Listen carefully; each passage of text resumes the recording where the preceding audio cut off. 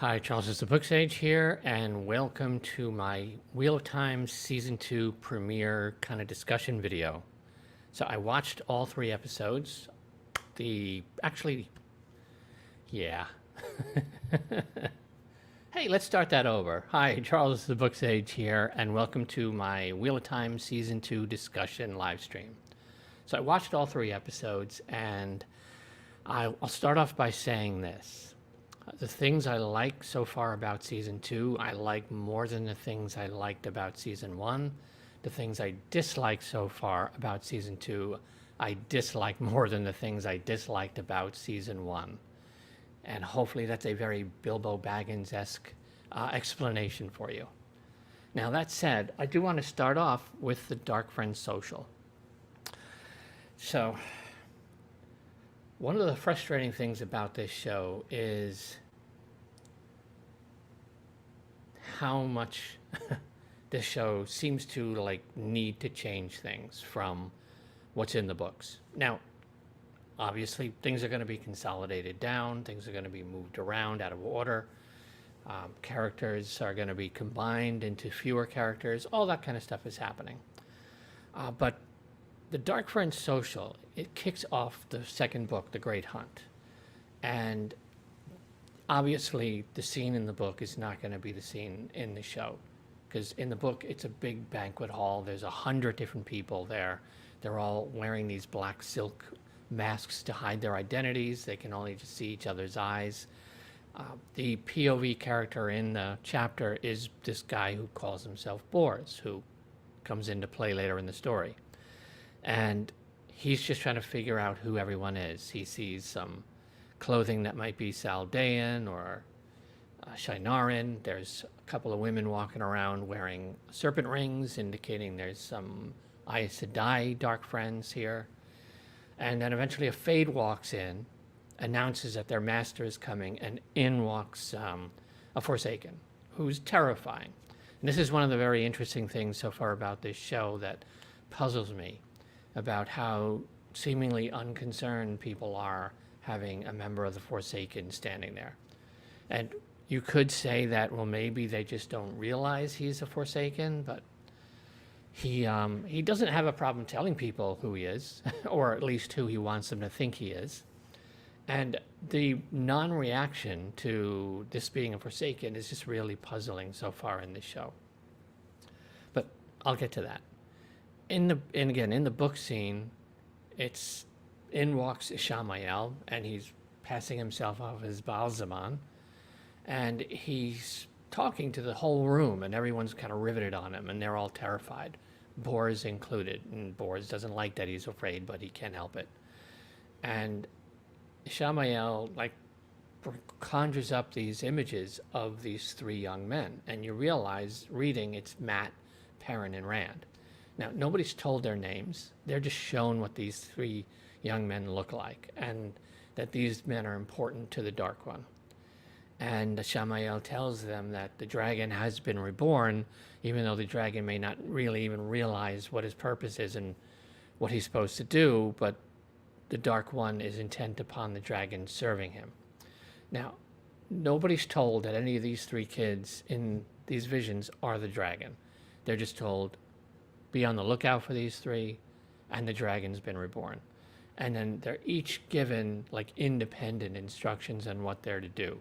And the whole scene where Bors is finally his turn, and he's just kind of riveted and held in the power of the Forsaken, and shown all these visions and told all these things. And then they quickly fade for a memory, because he doesn't need to remember what he needs to know later. It'll come to him at the time. And it's a great, great opening scene in the book. The Forsaken have this sort of very horror element to them, this sort of cosmic horror in essence, that sadly so far is completely missing from the show. And what we get in the TV show, we have Season 2 cold opens with the Dark Friends Social. And again, it's a small chamber with a small table and maybe, 8 people at most sitting around it, all covered in some sort of shrouds. So the paring down of the big banquet hall into this, again, just budget logistics, that's expected. However, you're still supposed to get the point of the scene from the book across in the scene on the TV show. And the show just doesn't really do that. Yes, the Samael does say the dragon has been reborn. And he straight out tells everyone in the room that it's Rand al'Thor. Very different from the book. They're not shown what Rand looks like. They're not shown Mat. They're not shown Perrin. They're not shown any of this stuff. And for most of the scene, we're actually following this little girl. She's outside and she's playing. Trollocs show up. She runs into the room, and that's where Samael is and these people are. She hides under the table, and the camera is like showing some telltale signs of just what people are wearing. You see a serpent ring. You see, I think, what might be a Shinaran, like crest or eagle or whatever. So you're getting glimpses of different people from different parts of this continent are there. But Ishamael only's talking for like maybe 10, 15 seconds. He just talks about the dragon being back and that it's Rand al'Thor. And then he stops, sees the girl, takes her outside and teaches her how wonderful and just misunderstood the Trollocs are. They just want to be petted. And the scene ends. Now, it would have been far better served if he brought the girl back out and then fed her to the Trolloc, because that's something that Forsaken probably would do in that kind of situation. But it's just a bizarre scene overall, because we're just spent mostly with this little kid. And unless she's going to be someone that is going to come back and be some major player somehow, because she's not in the books, and I don't know what the point of her was, other than just they needed some sort of POV for the scene. And instead of having the Dark Friends being shown Mat, being shown Perrin, being shown Rand, being told these three young men are important to the Dark One, and then being them giving instructions, and then being told the dragon has been reborn as well, we just get told Rand's the dragon. And the scene seems to be there to remind you of Ishamael. And you see Padan Fain like lift his veil up and watches the girl as she's being taken back outside. So the scene seems to simply be to show you, hey, remember those Dark Friends, remember Padan Fain, remember Ishamael, and remember that Rand's the dragon. And then that's the point. So really disappointing scene overall. And again, not the paring down from the big banquet in the books. It's just they missed providing most of what that scene provides to the reader, which is the dark side is active, proactive, and hunting these kids. And we got a taste of that in the first book because, you know, they were, Mat and Rand had some Dark Friends that kept popping up after them. But now you know that it's a much larger group and it's a concerted effort across the continent looking and waiting to find these kids, and we don't know what people's individual instructions were. So just a very disappointing start to season 2, unfortunately. And the actor Fares, I think his name is, he's doing a great job showing this sort of front that Ishamael's putting on. But, at some point, I hope we get to see a Forsaken actually be a Forsaken, because they've been very disappointing. He hasn't really done much of anything, and no one seems to legitimately be afraid of him, which is just bizarre, because Forsaken, again, are terrifying in the books. Even the most powerful people can be just like brought to sudden stillness and just shock and fear. And he's just, it's just Fred. Hi, Fred, how you doing? And just this bizarre presentation of one of the Forsaken, and one of the most powerful Forsaken at that. So hopefully we'll get to see Ishamael getting to be Ishamael and getting to be like a wild, crazy, just demonic being that he's supposed to be. But that's how the show starts. And that's a telltale sign that maybe we're not going to be in for the best ride this season. And one of the interesting things in the book, hold on a second here. Just making sure my screens are in the right place, sorry. Okay. Now, one of the most interesting things, in the book is Rand and Matt and Perrin. They're all still, I guess it's still Feldara in the books. And the Horn of Valair has been stolen. And the Shienarans are going to put together a group of soldiers and go after it.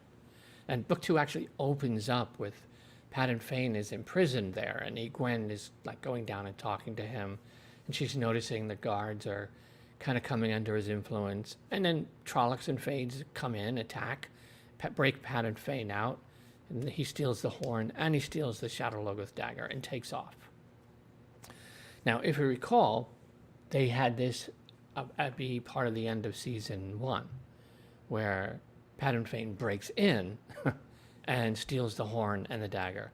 And if you recall, Perrin breaks into the room. There's Padan Fain stabbing Loial in the heart with the Shadow Logoth dagger. Uno is dying. Asima is dying. Ingtar is dying.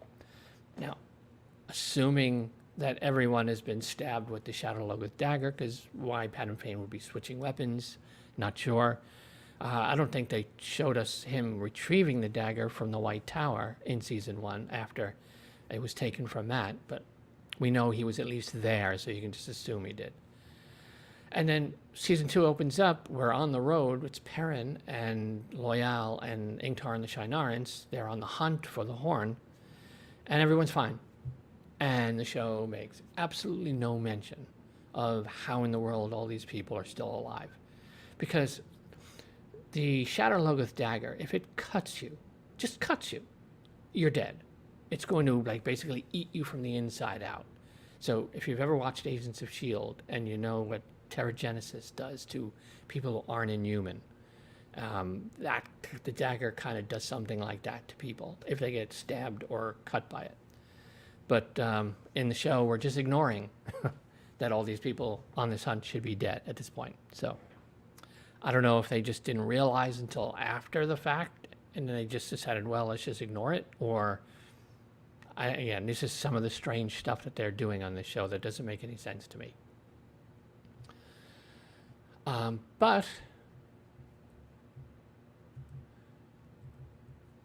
we have Perrin and on the hunt with these guys, and the scene sets up that we're going to be getting Huron, the sort of tracker, this sword taker, sword catcher, or thief taker, thief catcher, depending upon the name.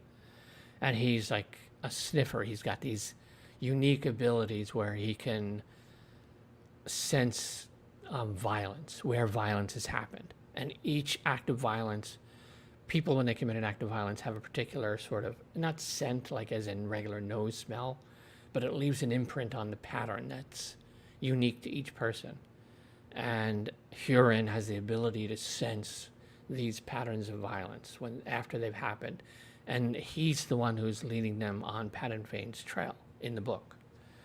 And the scene is setting up that we're going to get Huron, but instead of him, it's actually Elias. Now, I've mentioned this in the past. Book 1, Perrin, did not show up much in Season 1 Perrin. They took out a lot of Perrin's Season 1 journey. They had him physically going with Egwene in different places, but there's a character, Elias, who has this sort of yellow eyes and can communicate with wolves and has these extrasensory powers, if you will. And these have been kind of waking up in Perrin in the first book, and he meets Elias, and Elias becomes his mentor and sort of teaches him and starts explaining to him what Perrin's going through and what to do about it and how to handle it. And they're now scrambling to include that here in Season 2 because they just didn't do it in Season 1. And we have Elias here. He's got his yellow eyes, and he's not having any conversation with Perrin, even though he sees Perrin has occasionally yellow eyes. Why they're occasionally, I have no idea, but that's the way the show is doing it so far.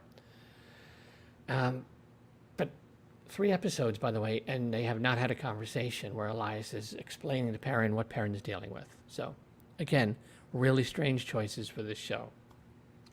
But now, here's the puzzling thing when it comes to Perrin. It's him, Loial, Ingtar is commanding the Shienarans soldiers. We have Uno there, Masim is there, some others. And like they're following Padan Fane's trail. And we meet the Elias, and Elias is stopped because there's smoke. And it turns out there's a group of people who've been slaughtered. And here's where it gets really, really strange already with Perrin in season 2. Perrin sees the dead bodies and then suddenly starts seeing what happened to them. You see the people, like sort of visions of the people alive and then being attacked, like by Padan Fane and others, and being killed. And then it goes back to the dead bodies. And there's an indication that Elias has seen the same thing Perrin just saw. Now, Perrin does not have that ability in the books. That's not what the wolf stuff is at all. Like, Perrin, not at all. Perrin can't see the past, and he can't walk into a room and then see images play out of what happened. That's not a thing that Perrin has in the books, nor Elias. Now, this show seems to be confusing some scenes that do happen in the book when Perrin and Rand and Mat, because it's supposed to be Rand, Mat, and Perrin on this hunt with the Shienarans, just Perrin in the show. But because they're 3 powerful Ta'veren and the events of the age are kind of accelerating and the Forsaken has gotten loose and just everything's beginning to kind of bubble up.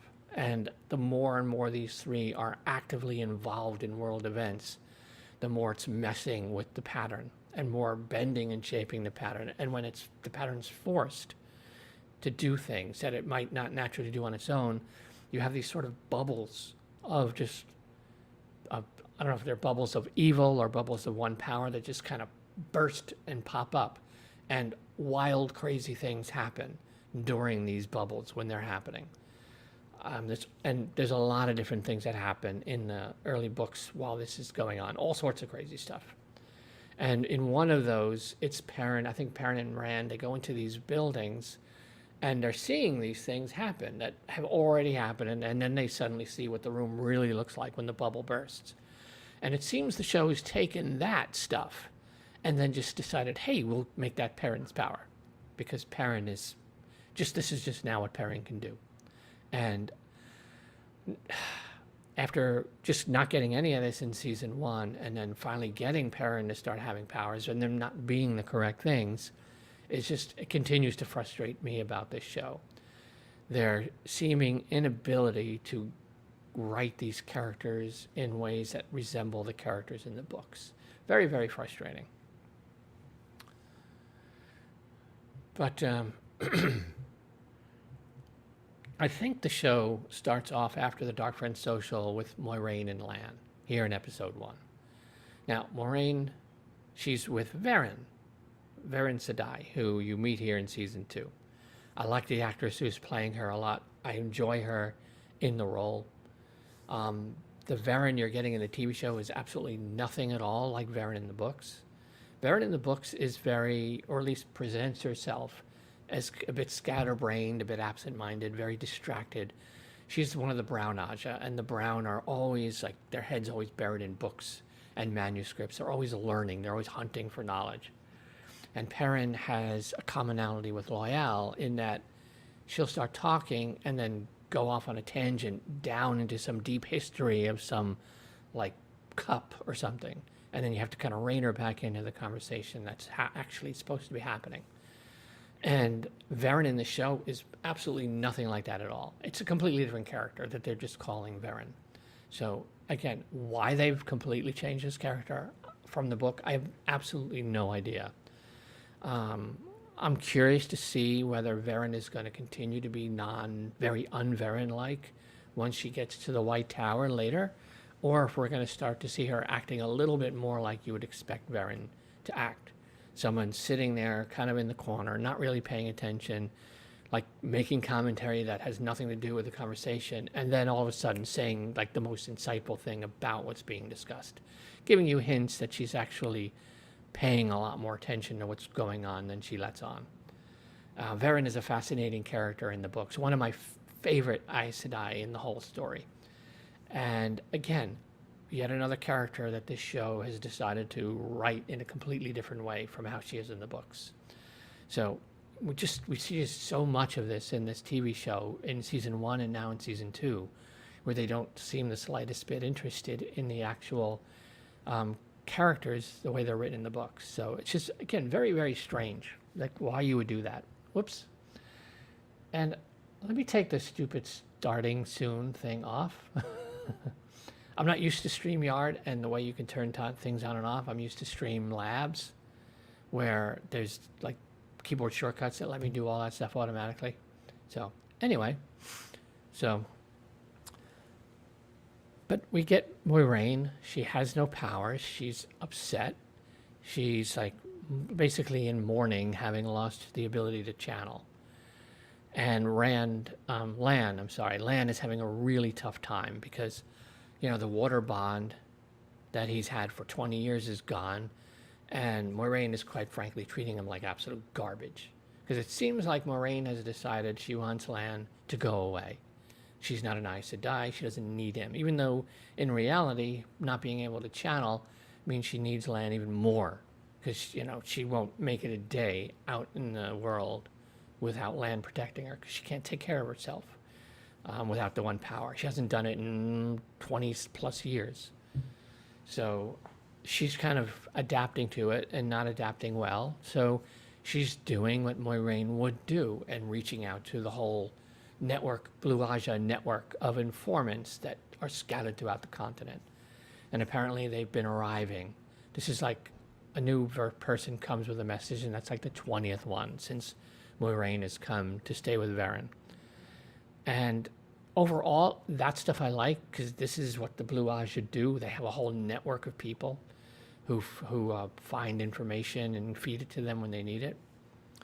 And again, a good mechanism here in the show to kind of kickstart off, you know, what they're going to be concentrating on, these characters. Because Moiraine did not lose her powers here in the books. This is all entirely made up to give Moiraine something to do in the show. Because Moiraine, outside of a couple of scenes, Moiraine doesn't have an active presence here in this part of the story.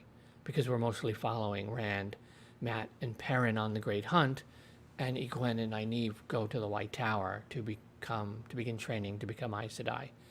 So Moiraine isn't active in any of that stuff. So because the show has made Moiraine kind of the main character, they're basically giving these things for her to do, just to have her there on screen. And well, it was cool to see the other Aes Sedai. It's cool to see the other warder. He's an older warder. He's been at it for a lot longer. Seeing their sort of fun, kind of family dynamic they have there. I liked all that stuff in general. But again, Lan is even less Lan-like in this show in season 2 than he was in season 1. So outside of a few things, Moiraine is not acting the way Moiraine would act. Lan is not acting the way Moiraine would act. Lan would act. Varen is not written anything like Varen in the books. But there's, again, you could still find interesting little moments between the characters. The acting is very well done. Their interaction is very well done, even if it's not what's supposed to be happening. For at least what the show is going with, they're at least doing a generally good job of what the show's decided to do in place of what's actually happening with them in the book.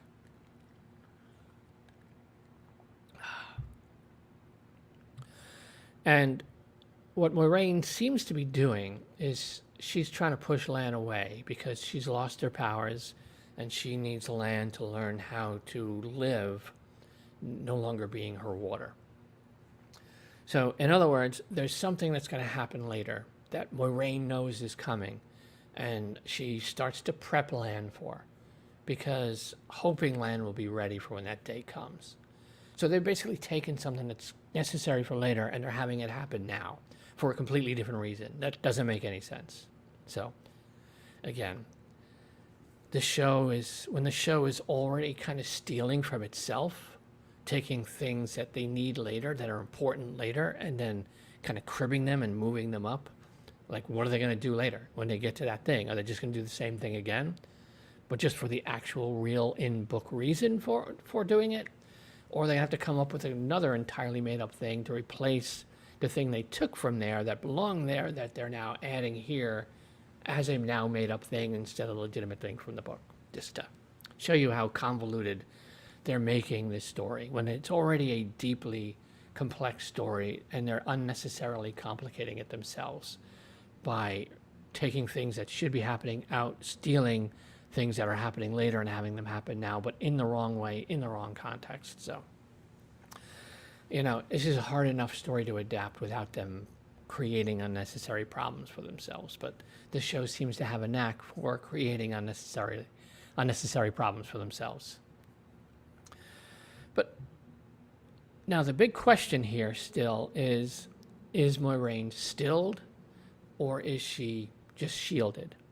Now, if you saw season 1, again, you haven't read the books, Logain was gentled. When a man is like broken from the one power, so where he can never touch it again, it's called being gentled. When that's done to a woman, it's called being stilled. And in some ways, the different terminology has to do, I think, with how men wield Sidon, the male half of the one power, and how women wield Sidar, the female half of the one power. Because how they touch their half of the one power, there's a different relationship they have with it. Because, again, this is something still the show has yet to even explain to its audience.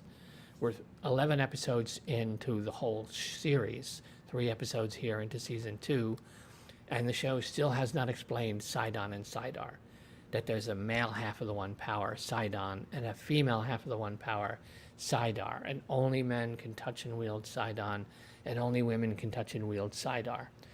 And women wield Sidar by kind of like giving into it, surrendering it, and going with the flow, going with the streams, giving themselves to it, and then they learn how to kind of manipulate it and wield it and have it do what they want. Man's relationship with Sidon is much more aggressive and much more, you have to like seize it and bend it to your will and control it. There's a very different dynamic between the two men and women, and how the one power is wielded for them, because they each have their own separate half. And this is critically important to this overall story, and the show continues to deliberately just ignore it. Now, they'll mention it in their supplemental material. Like if you look at the X-ray information on the sidebar, they'll actually tell you about Sidon and Sidar there. And they even name drop Sidon in the cold open of the season finale of season 1, when Lews Therin is talking to the Tamerlane seat. And she says Sidon, but I think the translation says one power, but she actually literally says the word Sidon. So they're kind of putting it in there so they can say, well, it's in there, but without actually telling the audience. Because I imagine if you've never read these books and you've only watched this show, you probably don't even know what the hell Sidon and Sidar are, even though it's at the center of the entire story.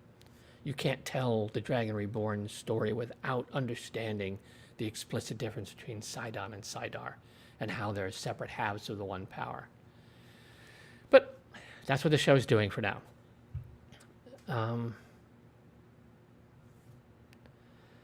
But the question here, like I was getting back to my point, is has Moiraine been stilled, permanently cut off from the one power, or did Ishamael just shield her? Because he would wield, I think, Sidon, so she wouldn't be able to sense the shield he could put on her, because it's the other half of the power. So now some people have pointed to the fact that the water bond is gone to say that since Lan no longer feels his water bond with Moiraine, she's stilled, because that breaks when you're stilled. Now, that said, if you go back and you rewatch the season finale, Lan tells Nynaeve and the others that Moiraine masked the bond when she took Rand and went to the Eye of the World. So Moiraine masked the bond, so Lan couldn't feel it because of the mask. So since that bond was masked when Ishamael did whatever he did to Moiraine at the Eye of the World, if she was simply tied off with a shield, Lan might not know the difference because the water bond was masked anyway, so he wasn't feeling it regardless. So I'm not sure. I'm still going with that she's been shielded, and that the shield is probably going to eventually just slowly start weakening, which they kind of set up. They could have foreshadowed here in this episode, because Moiraine is trying to channel, and then you suddenly see weaves kind of form around her hand. And it looks like she's channeling again, but then you realize it's just Varen. So they're setting up that might be something that happens, where the shield, if she's only been shielded, it'll slowly break down. The other possibility is Rand might, when he sees her, be able to sense and see the shield and be able to figure out how to undo it and give her powers back.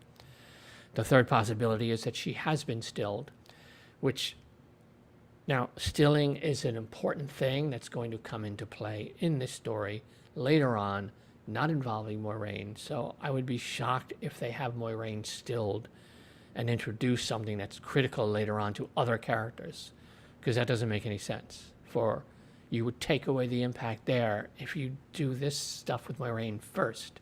It's senseless story-wise. So I'm still going with she's shielded. And that little sort of fake out that it was her powers coming back and it was really Varen's, to me, I think, is an indication that that's kind of what the show is hinting at, that her powers might slowly come back. But again, we'll see. With this show, it could be anything. For all we know, Moiraine is stilled for the whole rest of the series and she's useless from here on out. But I seriously doubt that'll happen. But I'll just kind of go through Moiraine and Lan's whole, like, all 3 episodes. They're there. A messenger comes. As soon as you hear the guy say, "I do be," and you realize Bail Doman. So we finally get Bail Doman. He's a seaman. He's got his own ship. He's sailing up and down the rivers, doing trade and all sorts of stuff. And he's supposed to be in season 1 when Matt and Rand, escaped Shadow Logoth. They headed to the river and came across Bail Doman. And but he wasn't in season 1. But he's here in season 2. And I want to talk about Bail Doman for a minute, because he's an important kind of character that you'll come across throughout the Wheel of Time. And he's a character that's basically at the mercy of the pattern, because you have these powerful Tevarin running around, disrupting the pattern and causing all sorts of things. You have people like Bail Doman, who the pattern just kind of grabs and says, "I'm going to use you." And the pattern kind of forces Bail Doman to go places Bail Doman doesn't want to go. But circumstances push him to end up in these places. And Bail Doman ends up where one of these Tevarin needs him to be at the right time in the right place, so that they can then get on his ship and get out of there. So Bail Doman is kind of pushed around as a pawn by the pattern throughout the series. And you see characters like this in the books. Uno is another one who's sort of, to a lesser degree perhaps than Bail Doman, but Uno's another one who the pattern kind of just nudges in the direction he needs to go to help these people who are like the biggest influence on what's happening in the Third Age. And not just the boys, but Nynaeve, Egwene, Elaine, them as well. And we'll talk about what was done to Uno here. It's rare when I've been that furious at a TV show, but I'll get to that when we get to it. But so it's good to see Bail Doman here. And I guess in terms of the show, bringing him in at this moment, setting up who he is, that he's got a ship, and it's a good introduction to the character, since they chose not to do it where they did, and showing he's connected to these people and he knows them, and it establishes him as someone you expect you're going to see again. So I generally like that. Now, I do have a little quibble. He's bargaining with Moiraine over the price for the items he's brought, and then she basically kind of threatens him, and it's like, "The heist that I invented the great game, so don't toy with me, don't think you can play the game with me." And, I'm watching that, and I think others have mentioned this too. It's like, he's bartering. He's this thing called trade and barter That's what he's doing. He's not playing the great game of houses. He's just haggling over the price of goods. So it was just kind of a bizarre, like, out of left field comment from Moiraine. I think just to introduce, you know, the audience to the concept of the great game, because it's going to come into play later. So a very ham-fisted way to just kind of force that into the scene. And again, the guy's just haggling. It's what he does. He's a trader. He's going to haggle over the price of everything. So just a weird disconnect in that scene because they're having two different conversations. But I like Bail Doman. The casting, I have no problems with. He was fine. He's got the sort of mannerisms down. You know, they're having him speak the way he's supposed to speak, you know, which I'm very happy about. I was wondering if we were going to get his doobie kind of talk that he does, where he just talks a bit of a different way because of where he's from. And they did, so very, very happy about that. But overall, good scene. But she's got this note. She's got this parchment. She reads it. Of course, the show is not going to tell us what it says at this point. Lan is all pissed off, and he basically kind of has it out with her. And she's telling him, no, you're gone. I don't need you anymore, buddy. You were never that important to me anyway. So she's basically insulting the crap out of him to get him to leave.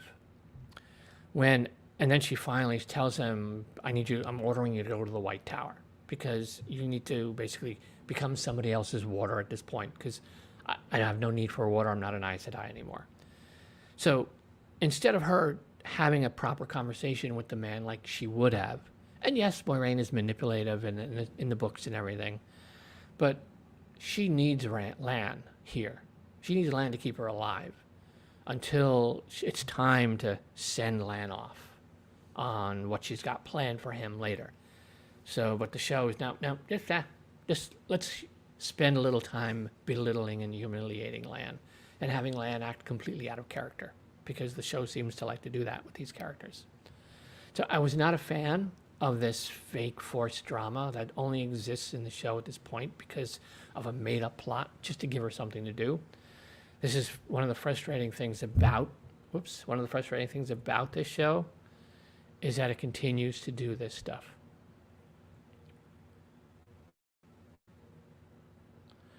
But,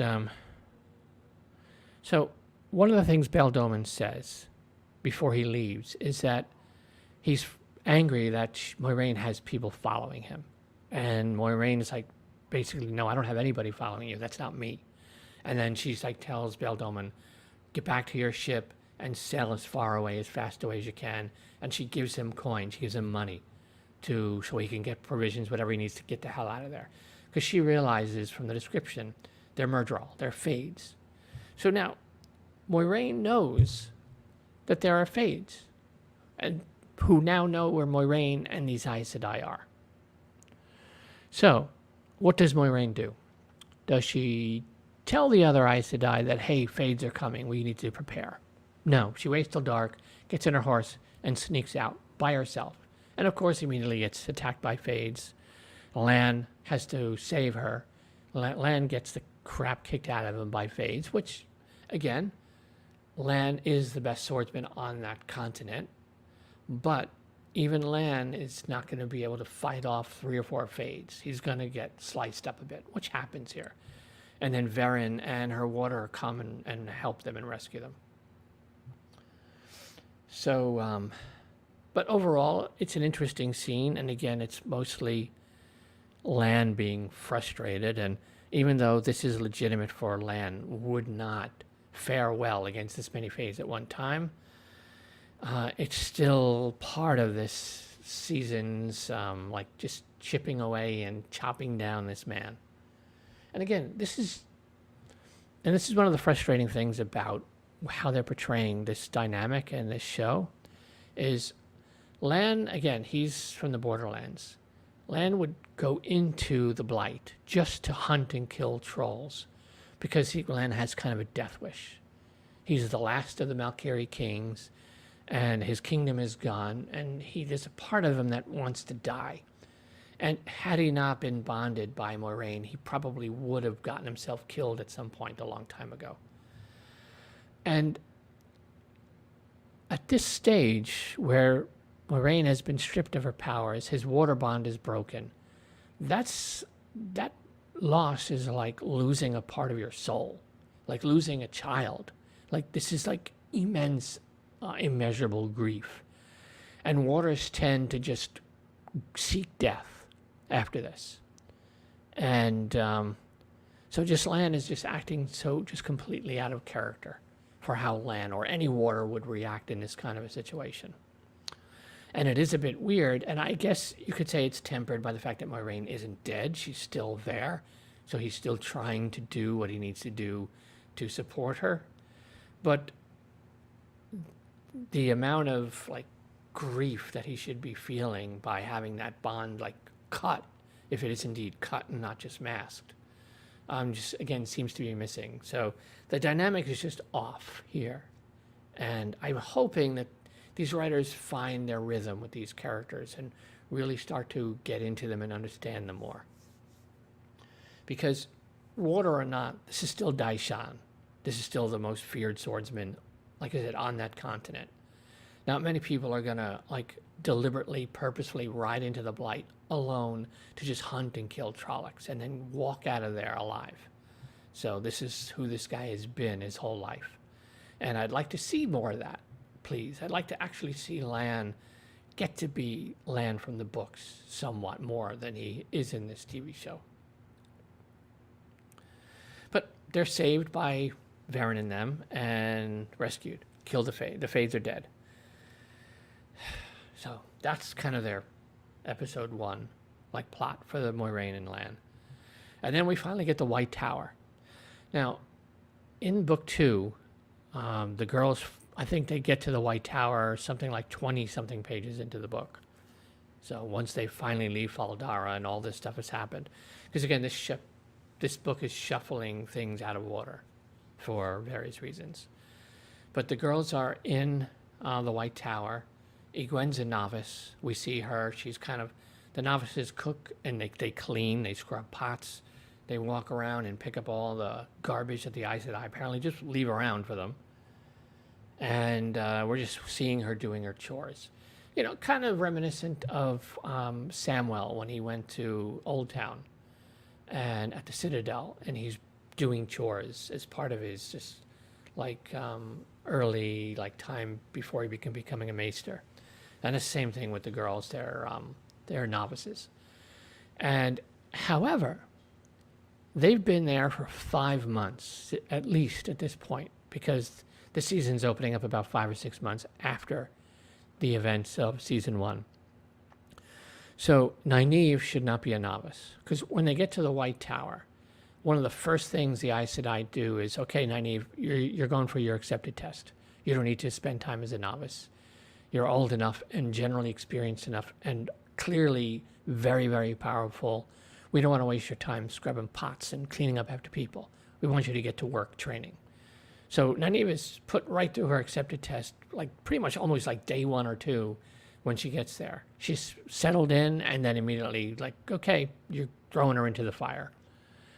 So, but because the show has done this time jump, they can't do that. So we've had Nynaeve being wasted here doing like cleaning. And they did take the time at least to show that Nynaeve does have some sort of block on her powers. And the Aes Sedai are kind of at a loss trying to figure out how to get her around that block, how to get her to like get rid of the block. And they're all kind of frustrated with her. And Alana comes down to the novices to teach them a particular weave to see if they can do it. Which, again, I understand for the context of the show, you know, you have to have some sort of training going on to show how Aes Sedai are trained, to show what novices learn before they can then become accepted and then go from accepted to Aes Sedai. And this is a process that takes years usually. So it's very rare. Nynaeve is a very rare thing where they're just going to give her the accepted test right away in the books. But it is a bit silly that in the show we have Alana weaving earth and weaving water and then weaving them together to then filter out this water. Now, these are novices. They're lucky if they can even make a little light in their palm at this point. None of these students would have any idea how to weave earth to any significant, controllable way, let alone water at this point, or to weave them together into what's, well, simple for an Aes Sedai, complex for probably even accepted. But, the show is accelerating things because there's only so much time the show could spend on the sort of training in the White Tower stuff before these girls have to be actively involved in world events again. So I guess a minor quibble, but it is a bit way beyond their capacity to try to do this weave at this point. But the scene is there basically more to remind you, hey, Nynaeve's got this block, and Nynaeve's really stubborn, and she doesn't want to do what anyone wants to tell her to do. And we get this sort of battle of wills between her and Alana, to where Nynaeve just drinks the dirty water and walks off. And we start to get some of what I find are actually really interesting scenes at this point in the White Tower. We are reintroduced to Liandrin again. Liandrin is taking an interest in Nynaeve. She's seen how powerful Nynaeve is in season 1, and she clearly has plans for Nynaeve. And she's trying to convince the other Aes Sedai, Sheriam, who's the mistress of novices, who's in charge of overseeing the novices. She's trying to convince them to let her have Nynaeve and let her train Nynaeve. She can get around Nynaeve's block. And apparently Liandrin has gotten novices killed in the past, where she's pushed them and to do things they weren't ready to do and either burned out or died taking their accepted test. But Liandrin kind of just takes the initiative and goes for it. And I like the interactions here with Nynaeve, with Liandrin, with Alana, with Sheriam and stuff. And I think it's generally well done for what they're trying to do here. You're seeing the tower, you're seeing a little bit of the politics among the different Aes Sedai, among their different Ajas, how different they view things, and what power sort of structure exists in terms of Aes Sedai. Because the Aes Sedai is an interesting construct. You have a couple of different things going on. You have some people who have formal positions, like Sheriam, the mistresses of novices, and you have other Aes Sedai that there's an internal sort of hierarchy in the White Tower, where if one Aes Sedai is more powerful than the other, the more powerful one takes precedence. Their word counts for more. Even if the one who's not as powerful has been an Aes Sedai for 20 years, and the more powerful Aes Sedai has been an Aes Sedai for a week, that more powerful Aes Sedai is going to carry more weight. Because the women in the tower, they view power as the most important thing, which isn't necessarily a good thing. That the tower is putting just power over knowledge, over morals, over principles. So it's one of the failings, I think, of the tower is that they've found themselves where people who should never have that kind of influence have that influence because they've allowed just mere power in wielding Saidar to be far more influential than it should be. Because underneath everything in the White Tower, then you ultimately have this there's this threat level that exists where do what I tell you or else, kind of thing, which is something that probably shouldn't be there in the One Tower, but it is there, and it is among the women. So not only do you have these sort of faction rivals between each sort of Aja has their own, what they believe is the important things the tower should be focusing on. So you have this sort of rivalry between who gets what attention, who gets what resources, who gets what people to help them. And then you have this sort of just power structure and sheer strength of one power that throws things out of alignment and out of whack and causes all sorts of its own problems. So little bits of that here in the show. They're not getting explicit about it yet, but as a book reader, you can see some of the kind of dynamics in play. And I like the interaction between the different Aes Sedai and them just trying to figure out how to handle Nynaeve. You know, in some ways, it just made me think of The Sound of Music, when all the kind of nuns in there, they're all like, what are we going to do about this Maria? Because they're all having a hard time trying to mentor her and fitting in to their whole lifestyle.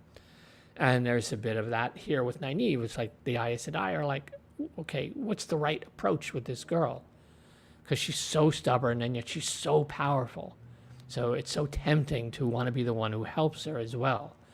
Because I think there's sort of this angle where if I help her unblock herself, then I'll kind of be in her circle, and she's as powerful as she is. She's going to come to dominate this place, maybe even be the Amerlin seat someday. They're kind of, some of them are, you know, are, even though the show's not explaining any of this, just from the books, you know that these kind of thoughts are in the backs of the heads of a lot of these people there. There's always machinations and movements going on, which is why, going back to Moraine's reference about the Aes Sedai invented the great game, the great game is being played in its own way in this tower, separate from the great game, the version of it that the High Lords play in these like Karhi and Camelin and other places.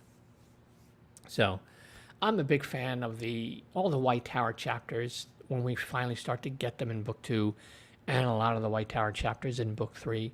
I'm hoping they give us as much of that as possible here this season, especially if Season 3 is meant to be Book 4, so which a lot of time is going to be spent away from the White Tower, at least with some of these main characters. So I'm hoping we get a lot of the Book 2, Book 3 White Tower stuff here. Again, it all depends upon how long are they going to be here before Liandrin decides to enlist them to help her with something. So I'm hoping that that's very late in the season, but hard to tell at this point. I think next episode is going to be kind of the big tell if we're going to have these girls kind of be taken out of the tower by Liandrin, or if they're going to be there a while. We'll see.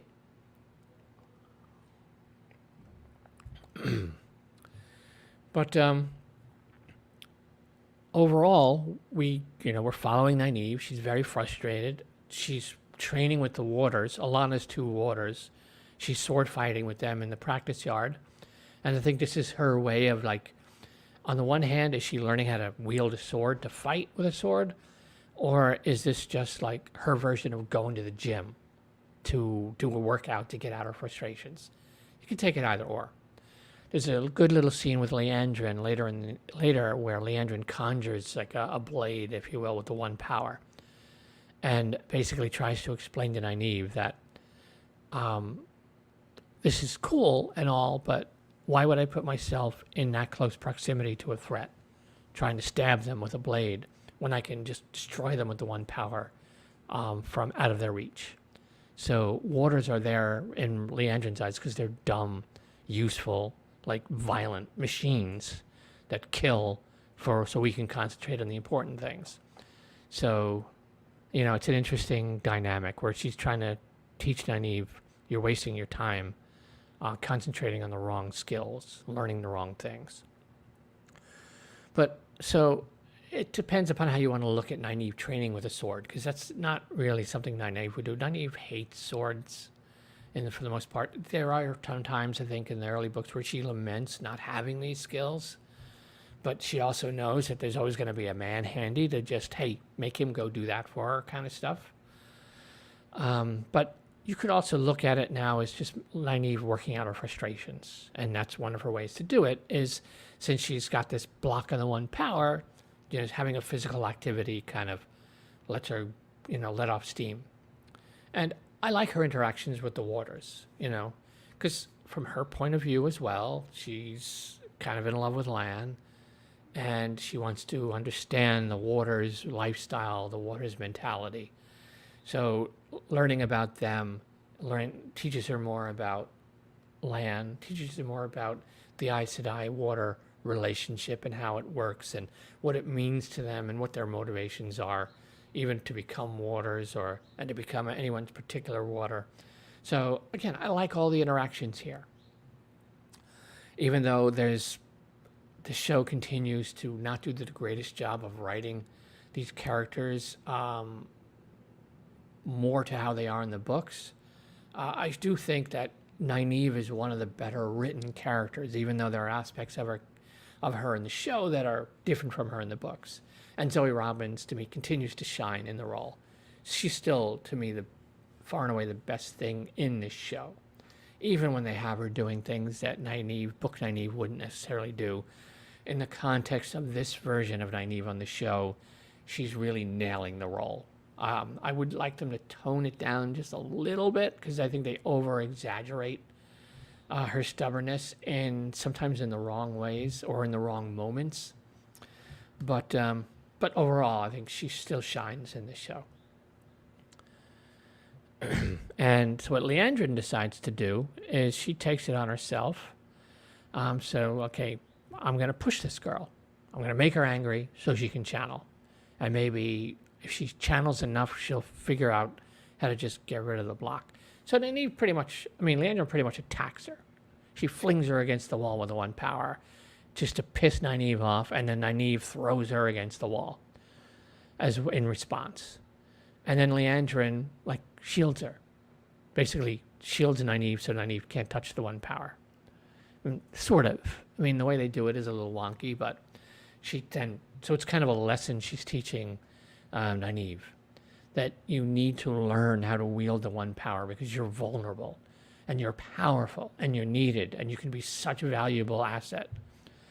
But until you can get rid of this block and learn to control this power, you could be taken out in an instant by any of us. We can just shield you.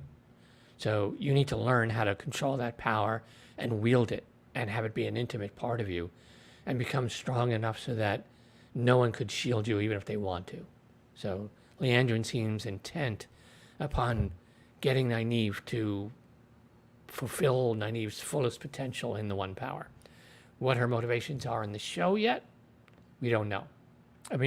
We know generally what Leandrin's motivations in the book are, but the show is deviated enough from the books I don't really know if Leandrin's going to go down the exact same path in the books in the show as she does in the books. I generally expect she will, but I don't know how much they're going to kind of manipulate that and give her more nuance or perhaps other secondary reasons for why she's doing some of the things she's doing. Leandrin is a character who's different in the show, but I think in a way that improves the character from the books. Leandrin's a much more two-dimensional at this point in the books, from what I remember.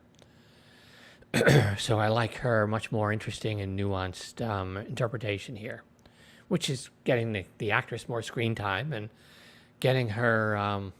there's things that certain people will do or say in the books that are going to just be shuffled around to other characters when it just makes more sense for the show character to do or say that thing rather than someone else in the book. So we're getting a little bit of that showing up here in these first couple of episodes as well. And again, that's expected stuff when it comes to an adaptation. But I really like the interactions between Leandrin and Nynaeve here. And looking forward to where that's going to take these characters later on. Once Nynaeve, does overcome her block and then starts getting comfortable being powerful. And Nynaeve holds a grudge. So, yeah, but very, very interesting stuff with the two of them in this first episode. I liked it a lot. And then if you're wondering, okay, there's a couple of people you haven't mentioned yet. Matt. We get Matt Coffin. Finally, we discover that Matt is locked up in a room somewhere in the White Tower, presumably in the dungeon somewhere. No one knows he's there.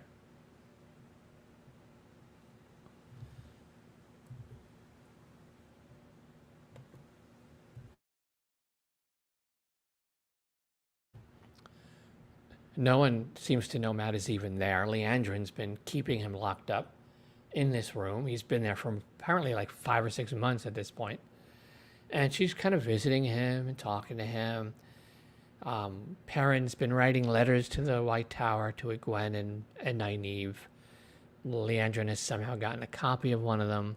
And she's reading the letter to Matt, leaving out, of course, where the part that mentions Matt and that they're worried about him and miss him and wonder where he is. She leaves all that out, of course. And you realize, okay, Leandrin is doing something with Matt. Part of it is, this is all Moiraine's fault, by the way, because Moiraine in season 1 had the Shienaran send a message to the Red Aja to find Matt, because he might have a darkness in him or an evil in him. So Leandrin scooped him up and she's got him locked away for like almost half a year in this room. And she's visiting him. I think she's trying to figure out who Matt is and why Moiraine was so invested in him so much that she traveled all the way to the Two Rivers and took this kid out of his little tiny sleepy little village. So I think she's been just kind of manipulating him and trying to figure out, who are you and why the hell are you here and why were you taken by Moiraine and what does she want with you? And so she's just kind of playing a game with him. And when she leaves, Matt pulls away this sort of dresser, and you see he's been working on this sort of mortar between these stones in the wall of his sort of room, cell, whatever. Shawshank Redemption-esque, if you will. And because Matt's being Matt. Matt is not just going to take a situation. Matt's always going to look for the angle that he can work to his advantage. And so I actually like Donald Finn as Matt so far. He hasn't had a lot to do. He's been in this one room. And but you could see echoes of or hints of Barney Harris's Matt in him. But you can also see him bringing his own stamp to the character.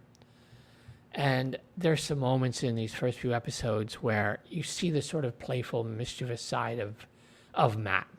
He can get that sort of twinkle in his eye that he needs, that Barney Harris had, even though he was given very few moments to actually be very Matt-like in season 1.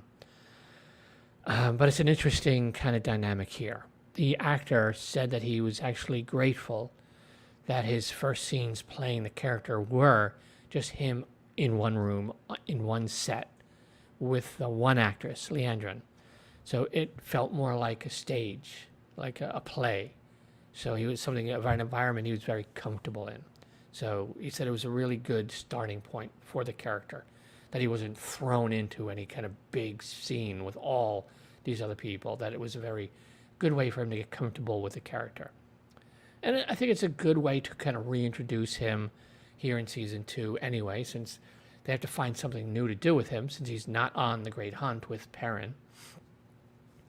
So we're kind of getting a sort of semi-version of Matt's Book 3 plot, where Matt wakes up in the White Tower after he's finally been healed from the dagger, and he's just kind of figuring out his next move.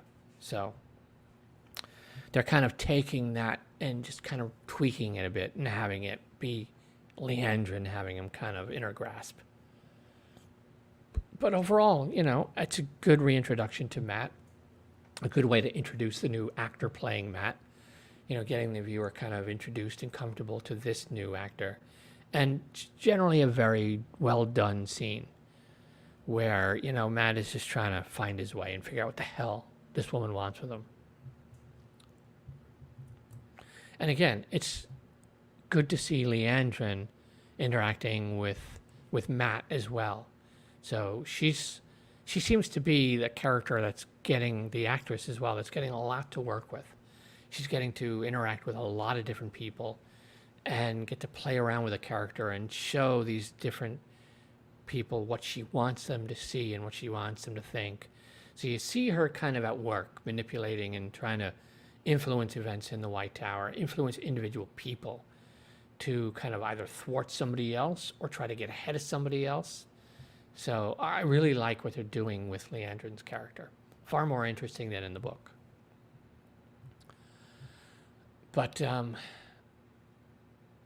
we're reminded in these conversations that they're having with each other, particularly Nynaeve and Gwen get to sit down and talk out their frustrations, that it's bell time.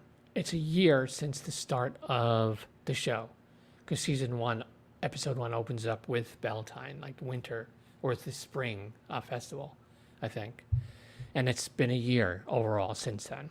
So apparently season 1 took about 6 months to happen, and it's been 6 months since then. So, and then we're reminded of the sort of lantern little boats things.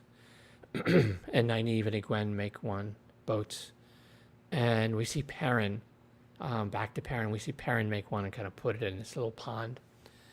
And then we finally get to see Rand.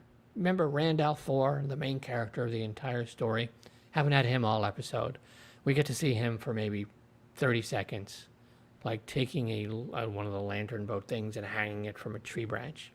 So he's celebrating, letting us know he's still alive, he's still around, he knows it's Beltane. He's kind of just connecting him back. Remember the main character that the show's supposed to be about? So at least he's there. Gets a little bit of an appearance. But that's pretty much most of episode 1 of season 2. It's just kind of reintroducing where everyone is, what they're doing. It's very bizarre giving Perrin these different powers than he has in the books.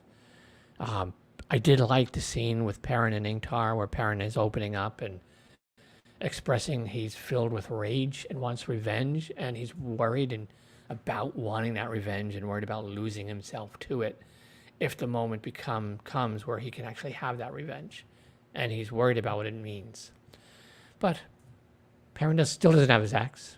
Still no axe. Where's Perrin's axe?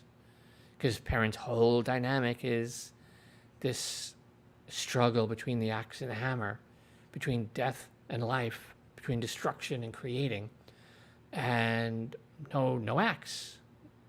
So we're just having Perrin have superpowers, being able to see the past. Like he can rewind and see what happened, which is nothing in the books that he has. Now, Perrin in the books, just to quick, before I end off like just my episode 1 stuff, before I get into episode 2, Perrin is developing these sort of wolf senses. He has a connection to the wolves, and he can begin to communicate with them and kind of telepathically speak to them in a way. And his senses are becoming heightened. His eyesight, his hearing, his sense of smell, all these things. So basically, he's becoming Daredevil in a sense, or very similar to some of the powers that Daredevil develops after losing his eyesight. Perrin's developing similar things, where his senses are becoming more and more heightened. But because he's someone who has this very old power that's kind of come back, Elias has it, and there are very, very few people who have it, but Elias has it, and Perrin has it. And this is where his sort of abilities are beginning to awaken within him as he's, again, a Ta'veren going out into the world, becoming active in the pattern. And these are abilities that this age needs him to have, and they're beginning to express themselves. I just wish the show would stay more accurate to what his actual abilities are in the book. This whole being able to see what happened thing is nonsense, and not a fan of it at all. It's kind of like a cheat code that the show's just going to use whenever they want, by the sounds of it, which is a little frustrating.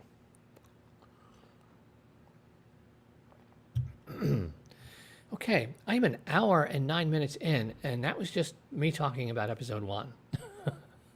So, let me switch over to my notes here. And let's talk about episode 2, Strangers and Friends. Okay, we finally get Rand al'Thor. Episode 2 opens up. Rand has this like dream of violence and all this stuff, and he wakes up. And he gets up out of bed and he goes to the window and he's looking down. It's nighttime. There's a little bit of moonlight on him. And then a woman walks up behind him. And we're introduced to Lady Selene, and who he's apparently living with. And he's living in this sort of slum part of Carhian, in this area called the Foregate. and it's just overrun with people, poor people. They're all struggling, they're all hard up, and he's living there, and he's living with this lady, this woman Celine, who's a beautiful woman, who kind of should seem out of place in this neighborhood, but she acts like this is where she belongs. She seems to own a tavern there, and her and Rand are in an active, like, intimate relationship. And then Rand goes off to work, and we discover Lan is working as an orderly at a sanitarium, where it's like basically sort of a nursing home for the mentally ill or whatever. And he comes in, he goes and says hello to this patient, Errol, which is one of the, I guess, people who live there who's been put in his charge. Errol seems to have some form of like Alzheimer's, where every day he's just seeing Rand for the first time. And he's an old retired soldier with his sort of broken mind. And he sees an Aielman. And every time apparently Rand walks in the room, every morning, he's like, he thinks an Aielman's coming to kill him. And then Rand like calms him down, and Rand kind of realizes, oh, I do know you. Anyway, it's a cool little thing where we're seeing them interact. Now, there's a part of this interaction that just frustrates the crap out of me. One of the things that's been missing in this show is Rand training with his sword. Rand is walking around with a heron-marked blade. I mean, you walk around with a heron-marked blade, you might as well have a barker with a megaphone going, Blade Master here, Blade Master, out of the way for the Blade Master, because everyone's going to see that heron-marked blade and assume you're a Blade Master. Or they're going to see how young he is, see that heron-marked blade, and say, what corpse did he steal that from, and then challenge him for it. So I've mentioned this, I think, in some of my earlier videos. Lan begins to train Rand in how to use the sword. He actually said, kid, you got to learn how to wield this thing. You can't be walking around with a heron-marked blade and not know how to use it. And in the time that Rand and Lan get to spend together in these early couple of books, I mean, they're drilling constantly. Every opportunity they have, Rand is being put through his paces by Lan. And there's all these different sword forms, and they have all these different names, like Cat Crosses the Courtyard. I forget all the other names, but they all have these sort of interesting names. And they describe all these various forms of sword fighting, different moves you can make, different styles of fighting. And Lan is training and drilling Rand incessantly, whenever they have an opportunity, to where if Lan just shouts a sword form, it becomes instinctual, and Rand just moves into that sword form automatically without thinking. This is what Rand's trying to prepare for, being able to fight when the last battle comes. And Rand is taken under his wing by Lan. And these two form a very strong bond as a result of this in these early books. But that's been absent, completely absent in this TV show. Rand learning how to wield this sword. So there's a scene where Rand is just kind of slowly walking Errol down the corridor. Errol's got his cane that he's leaning on. And Rand is talking to him about his days as a blade master, if you will. And the old Errol just starts kind of moving his cane around, and he's naming sword forms and sort of half mockingly doing them. And now I'm really hoping that we're not supposed to believe that Rand has learned how to do all this sword fighting, learned how to wield, how to manipulate and use these advanced sword fighting techniques and forms just by hearing the old guy talk about it. I really hope that is not what this show is going to try to do. I heard the guy saying what the forms were, and he waved his wand around, his cane around. I can do that. I desperately, desperately, desperately hope that we're not going to watch Rand al'Thor walk into a sword fight with High Lord Turok later on in the season, with his only experience in sword fighting having been listened to a guy named sword forms. So please, can you get Lan and Rand together at some point before that happens, so we can actually see the kid training. But it's a cute little scene. It's something there for the book readers, naming all the sword forms that are mentioned a lot throughout the books.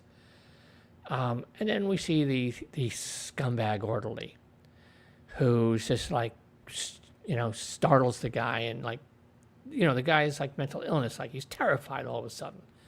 And you see the other guy's a total prick.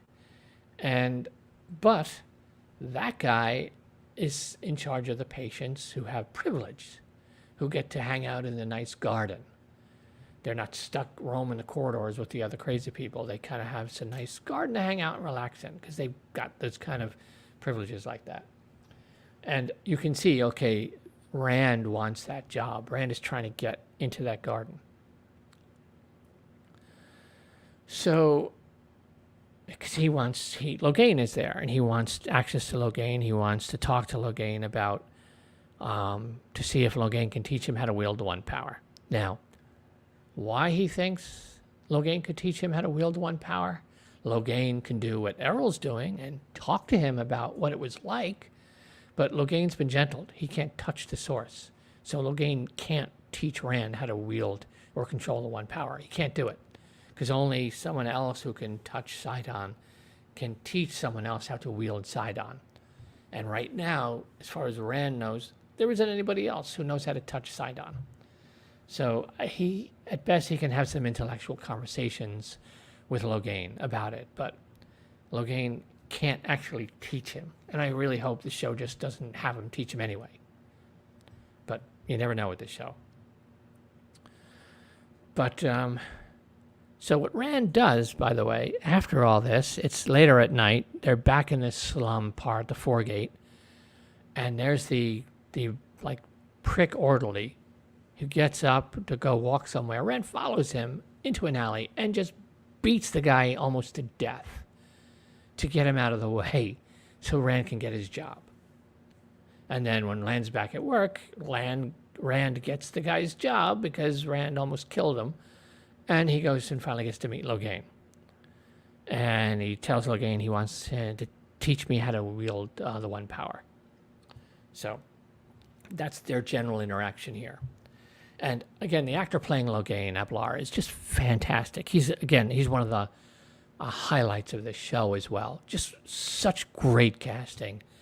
And his performance of Logain is just, he's probably out acting just about everybody else on this show, outside of maybe Zoe Robbins as Nynaeve.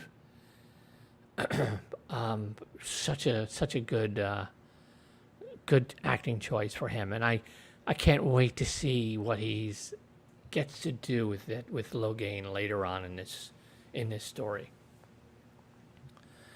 But it's an interesting dynamic. Am I happy that Rand is hanging out here instead of being on the Great Hunt, learning how to lead people, which is what he's doing in the book? Like, and I mentioned this in my last live stream, kind of going over what I expect to happen in this show. Rand is part of the Great Hunt, like nudged in that direction by the Amyrlin and Moiraine, because they know he needs to learn how to lead men if he's going to lead armies. And pushing him out the door on the Great Hunt, the pattern's going to put him in situations where he's going to have to lead. So it's a critical learning ground for early Rand here in the books before armies do start coming to him, because he's the Dragon Reborn.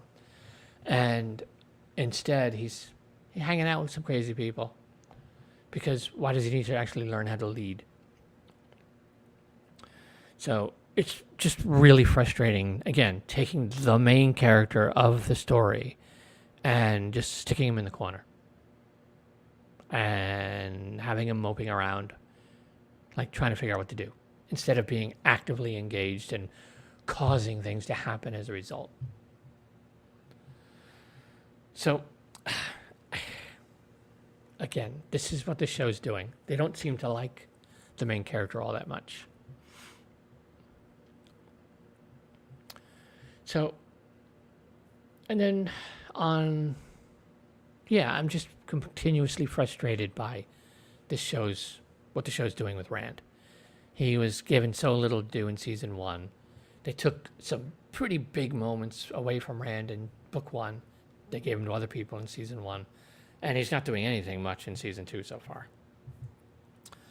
But they are weaving in a couple of book 2 things when he's traveling with Lady Selene in the sort of mirror world in the books. They are kind of weaving some little moments throughout these books here. But we'll get to that. But we're back to Perrin and Ingtar and Uno and Massima and Loyal. And again, this is where they arrive into another small town that's been deserted. It looks like everyone's fled, like in a moment's notice.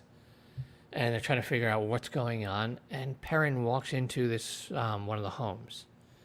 And Perrin starts having one of these visions that Perrin doesn't have in the books. His powers don't give him. But in the show, he has these powers. And he sees a family like sitting down to dinner and then being attacked by Murderal and I assume Padan Fain and stuff and being slaughtered. And we see Ingtar and some of them walking in while he's kind of having this sort of vision. And then he sees Elias standing at the door watching him, Elias knowing what he's seeing. And then all of a sudden he snaps out of it and he sees what the room really has. Again, it's just corpses and just like maybe 100,000 flies just covering everything. And he like runs out in disgust. And again, the show confusing these sort of bubble scenes from the books and just giving that to Perrin as a power in the show, completely changing his wolf powers at this point. But, and still no conversation in episode 2 between Elias and Perrin. Still no explanation. I mean, Elias is just kind of looking at him, but he's not like just sitting Perrin down and talking to him. Not happening. None of that. So again, why? I'm not sure why they're taking their time trying to explain this. A little weird, but it is what it is. But here in this season, in this episode 2, they eventually come to another town. And this is Atuan's Mill. And this is a bustling, robust place. There's a lot of people. Presumably, everyone will live there, and whoever fled in the other smaller towns before this, like fleeing away from Padan Fain and Murderal and Trollocs and stuff, they've all kind of arrived here. And the Shienarans and Perrin and Loyal, they're going to bed down for the night, just to have a bed to sleep in, take a break before they continue on their journey, trying to catch up to Padan Fain. Now, seems a little out of whack where how is this village still full of people when the last few places have been like everyone was killed or fled. So they don't seem to have gotten in front of Padan Fain. So it's a bit odd that they've ended up suddenly in a town that's got all these people in it. But they don't seem perplexed by it. They just kind of arrive and like, all right, let's bed for the night. And that's, I think, and then while they're sleeping, the Shanchan show up. Soldiers show up with strange armor, and they start just snatching everybody in town. Men, women, children. Perrin is just dragged out into the street. But then the Shienarans kind of like regroup and start fighting back. Ingtar, Massima, Uno, they're going to town. They're killing these Shanchan soldiers. And, Loyal is like roped off. He's got like multiple people like trying to drag him, and he's just flinging them because he's so powerful. And then the Damane show up. The women with these bibs and these sort of big like metal sort of contraptions they're wearing. And they just blast the Shienarans and Perrin and them with the one power and knock them all out. And they're pretty much captured at that point. And that's pretty much all they get in episode 2. Just more of Perrin having the wrong kind of wolf powers and finally getting captured. So, season 2, The Great Hunt, which is supposed to be about them hunting after Padan Fain through most of the season until they end up in Falme and find the Shanchan and everything goes down. Nope, episode 2, hunt's over. They're already captured by the Shanchan at this point. So that was the shortest Great Hunt I think I've ever seen. Now, separate from that, because they've already been captured by the Shanchan, which Doesn't really happen in the books, but they've arrived at the Shan-Chan much earlier in the show than they do in the books. We do see another scene where there's a gleeman in the Foregate in Karhayan, where Rand is, announcing that a new hunt for the Horn has been announced.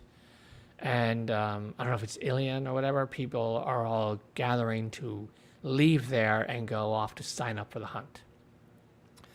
So at least the hunt for the Horn in the general population countryside is something that's going on, because nobody knows the Horn's been found and then stolen by Pattern Fane.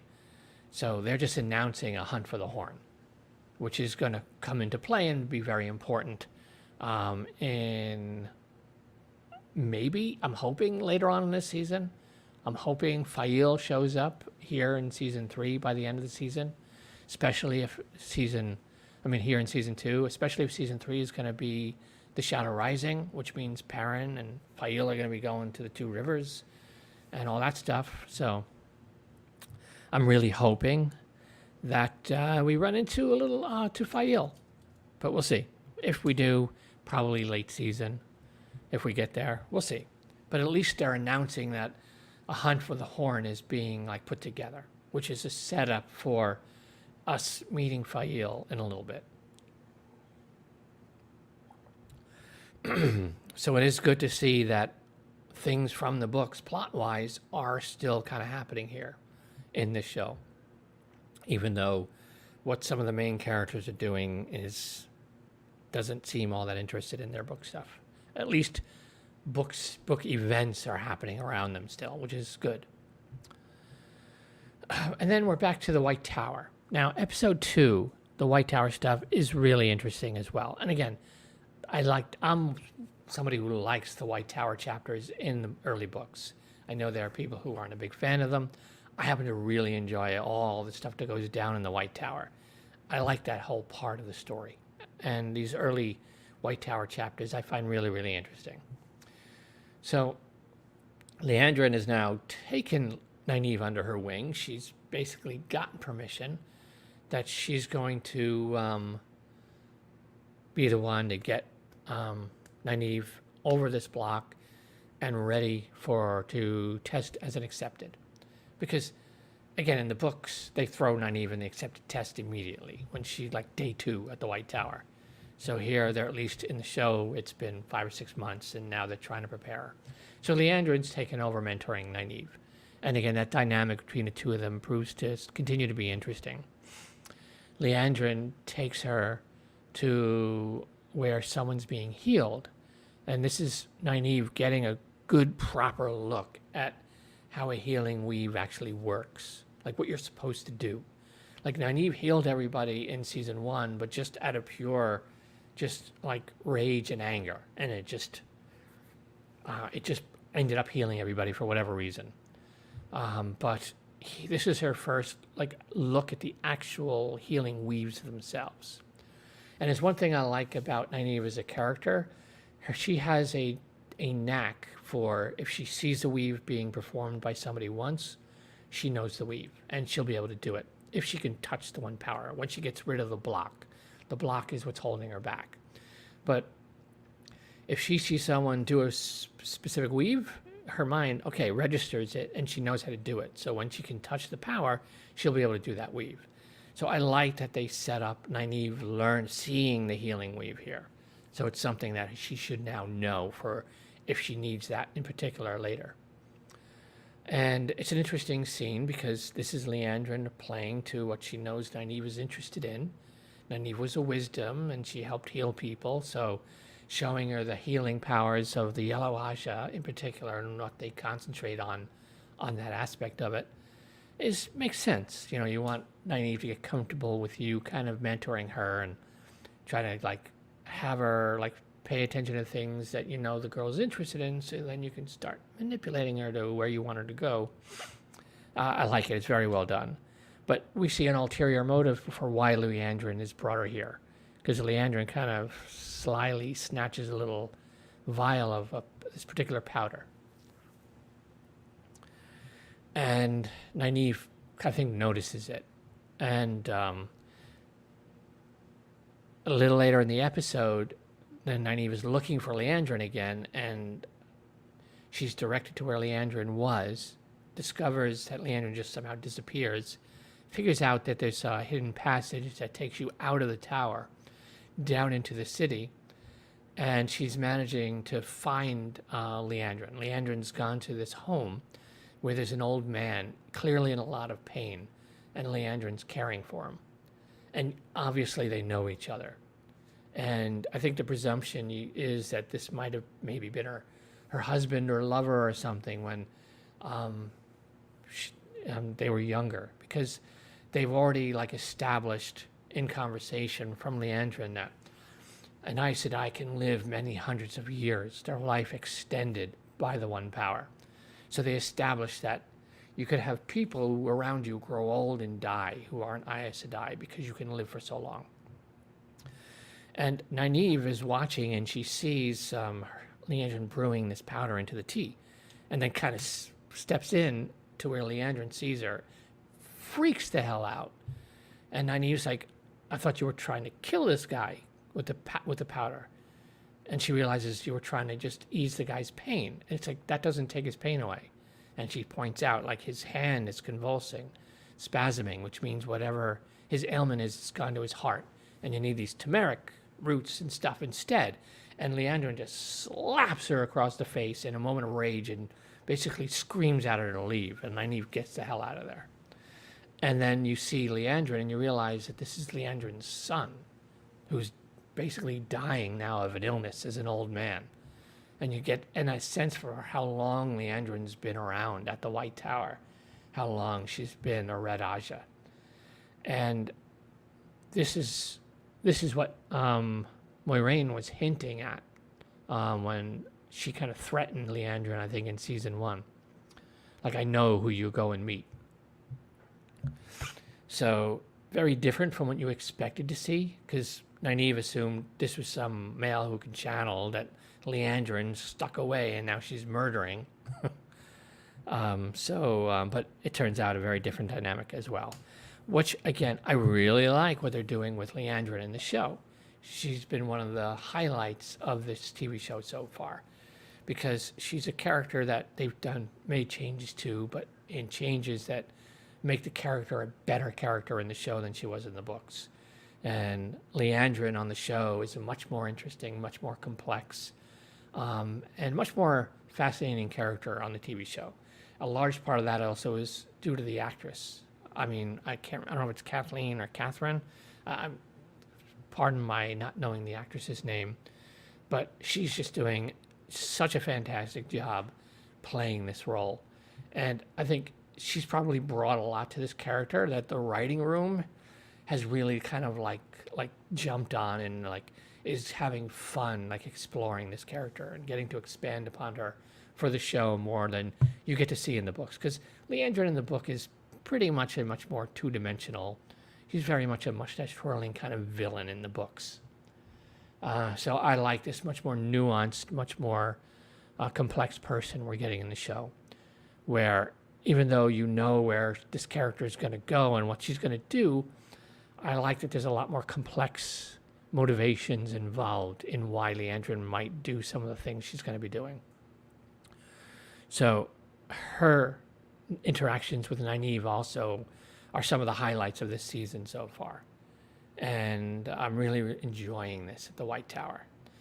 You know, we also get introduced to Sheriam, the Mistress of Novices here. She's the one who's in charge of all the novices in the tower. And she's a very powerful Aes Sedai. She wields a lot of the One Power. And again, like I mentioned earlier, the more power you can wield, the more political power and influence you have in the White Tower itself. And her being as powerful as she is wielding Saidar is a large part of how she's ended up as the Mistress of Novices and having that critical role in being the first, like, an early trainer of new students and putting them through their paces, like with chores, testing out, seeing what their weak parts, their strong parts are, where their vulnerabilities are, their fears, where they might break instead of bend, and then, okay, adjusting how you might approach them. So Sheriam is a really critical role in the early days of a student come to the White Tower. She's the one who weeds out the people who just aren't going to make it. Now, I like the actress playing her. I like her performance so far. She doesn't really look like Sheriam at all. Sheriam is, I believe, is she Saldean? Who they have like sort of high cheekbones, more Asian features with like the more Asian look eyes and higher cheekbones. They do have larger noses though than you. But and I think she has like sort of fiery red hair, which I think is a bit out of the norm for the Saldeans. I think they're more like black hair and stuff. Is it Leanne? I think Leanne might be, she's the one with the staff, the speaker for the Amerlin, who we see in these scenes as well. I think she's Saldean too. And if I remember correctly, I think Fail is as well. So it's a bit odd that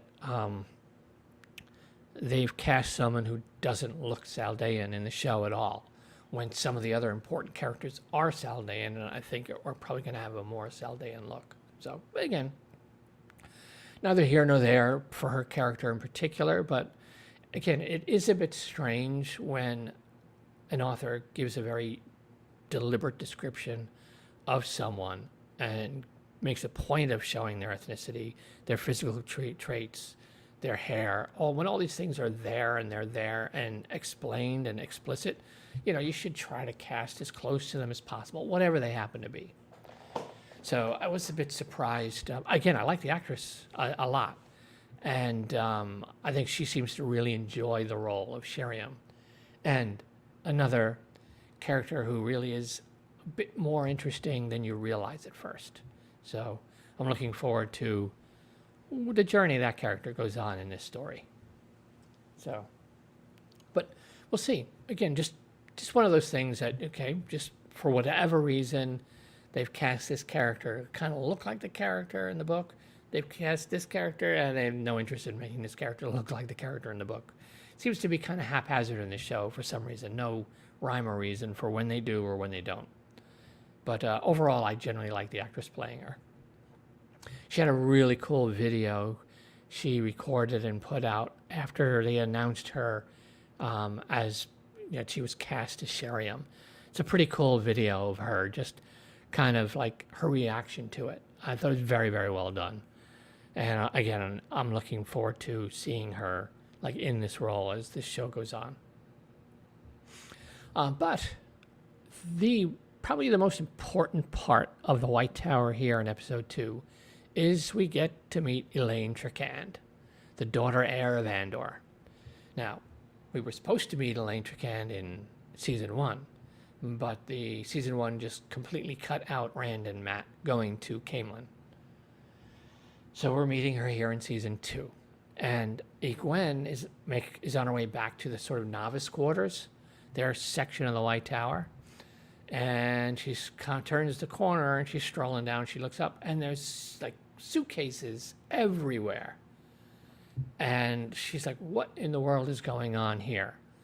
And she meets this young novice, this young woman, red hair, pale skin, who very sure of herself, seems to know the place, know her way around.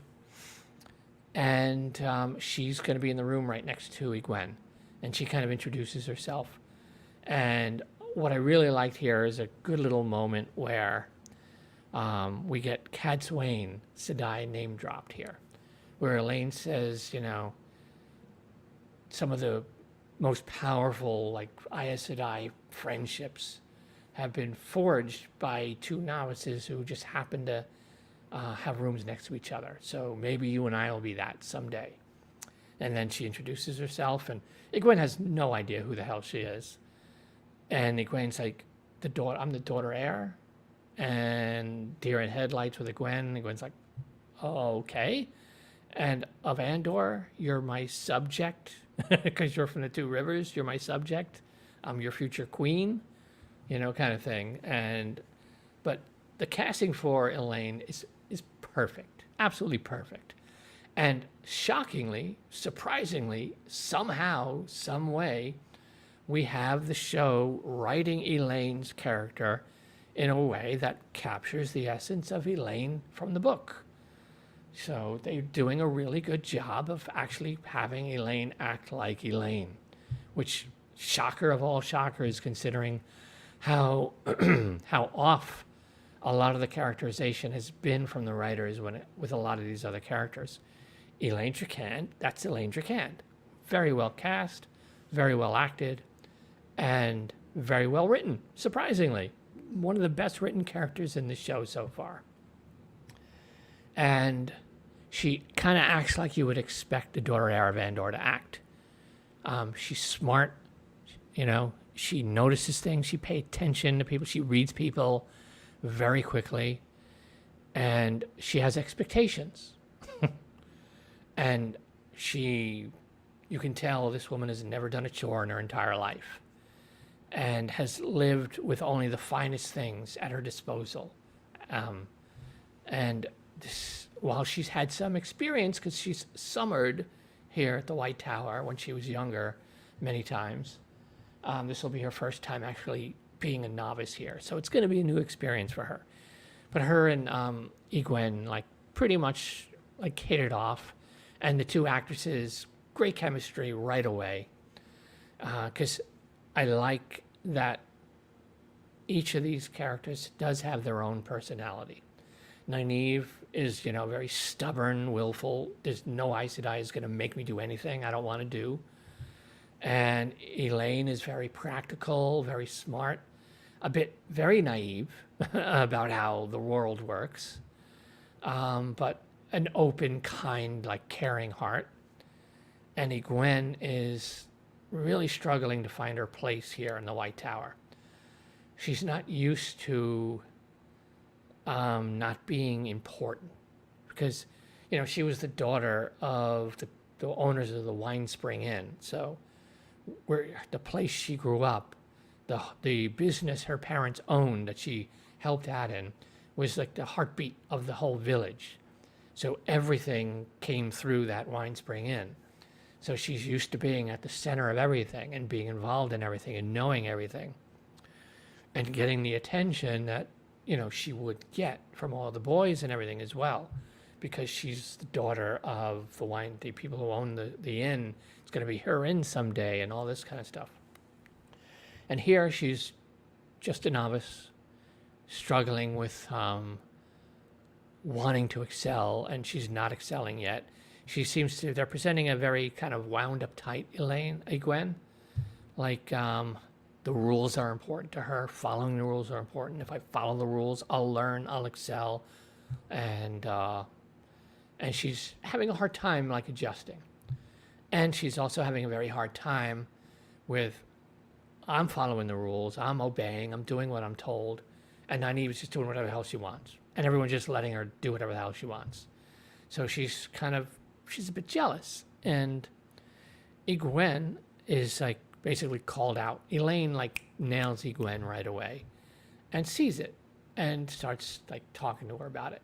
But because Egwene is who she is, she's open-hearted and kind-hearted person, and again, very naive, but she knows how to talk to people in a diplomatic way where she can deliver something that they might not want to hear, but she knows how to do it in a tactful way that doesn't put their guard up and put their walls up. So she does in a very kind way, starts basically calling Egwene out. And it's good for Egwene that she's learning that this is a new friend who's going to be honest with her and is not going to let her get away with stuff she shouldn't get away with, that her parents would never let her get away with either, that her friends would never let her get away with. So, it's a good moment together. And it's a very great setup for Elaine's character to show us how Egwene is doing here. It's giving Egwene another anchor that she's kind of lost by having Nynaeve just be the center of attention in the tower from all the Aes Sedai. They're all in Nynaeve's orbit, as much as Nynaeve might hate it. So it's a nice seeing Egwene trying to find her place, because she goes and has a conversation with Alana. She just wants, to explain these weaves. I want to learn how to do it. Might seem like a strange analogy, but Brooklyn Nine-Nine, and she is, and of course, the name goes right out of my head. Well, you know the character I'm talking about, the one who wants to follow all the rules. And I can't believe all the characters' names in that show just went right out of my head right at this moment. But she reminds me of her in that sense, where the rules are important. And if I just obey the rules, that's what will get me ahead. So, again, nice dynamic here being set up between these characters. And Gwen finds Elaine having brewed alcohol, because Elaine likes to tinker. Elaine says, I've learned how to do this with the one power already. And she knows how to ferment things, in turn make. So she's like making prison hooch, if you will, in the White Tower for novices. And it's a good little moment because Elaine says, I like to tinker, which is a great little setup for some skills Elaine's going to develop later on. They're really, really important. And her just desire to just kind of like pick things apart and tinker with it and see what she could build, putting things back together. It's a nice little setup and foreshadowing moment here. Very well done, just slid right into the moment. So it's more character building, more world building, more foreshadowing. So again, the White Tower scenes are being handled very, very well in this show. Even though some of the characters' writing might be a little off, but overall, a much better job being done here with the White Tower stuff. So I feel a little better about where the White Tower parts of the story are going so far. No Elida yet. I'm hoping we're getting Elida. I'm a bit worried that they're going to try to roll Elida's character up into Leandrin and give her that whole plot as well. I hope they don't, because if they start trying to stretch Leandrin as a character in too many different directions, it's not going to work. It's just going to fall apart. And that's not fair to this actress or the character she's playing, to try to have her play multiple important roles. Elida's a pretty important character, so I'm hoping she shows up here in season 2 at some point. I'm going to bump the light up here a little bit. Sorry. But so far, no Elida. And no Gowan and Galad either. Again, characters that are supposed to be here that aren't here yet. And it worries me a bit, because it means that a Matt Cawthon scene that takes place in book 3 is not going to happen. Because Matt, like I mentioned earlier, is getting his book 3 plot here, not his book 2 plot, because if it was his book 2 plot, he'd be on the hunt for the horn. But he's getting his book 3 plot where he's in the White Tower, trying to figure out his next move.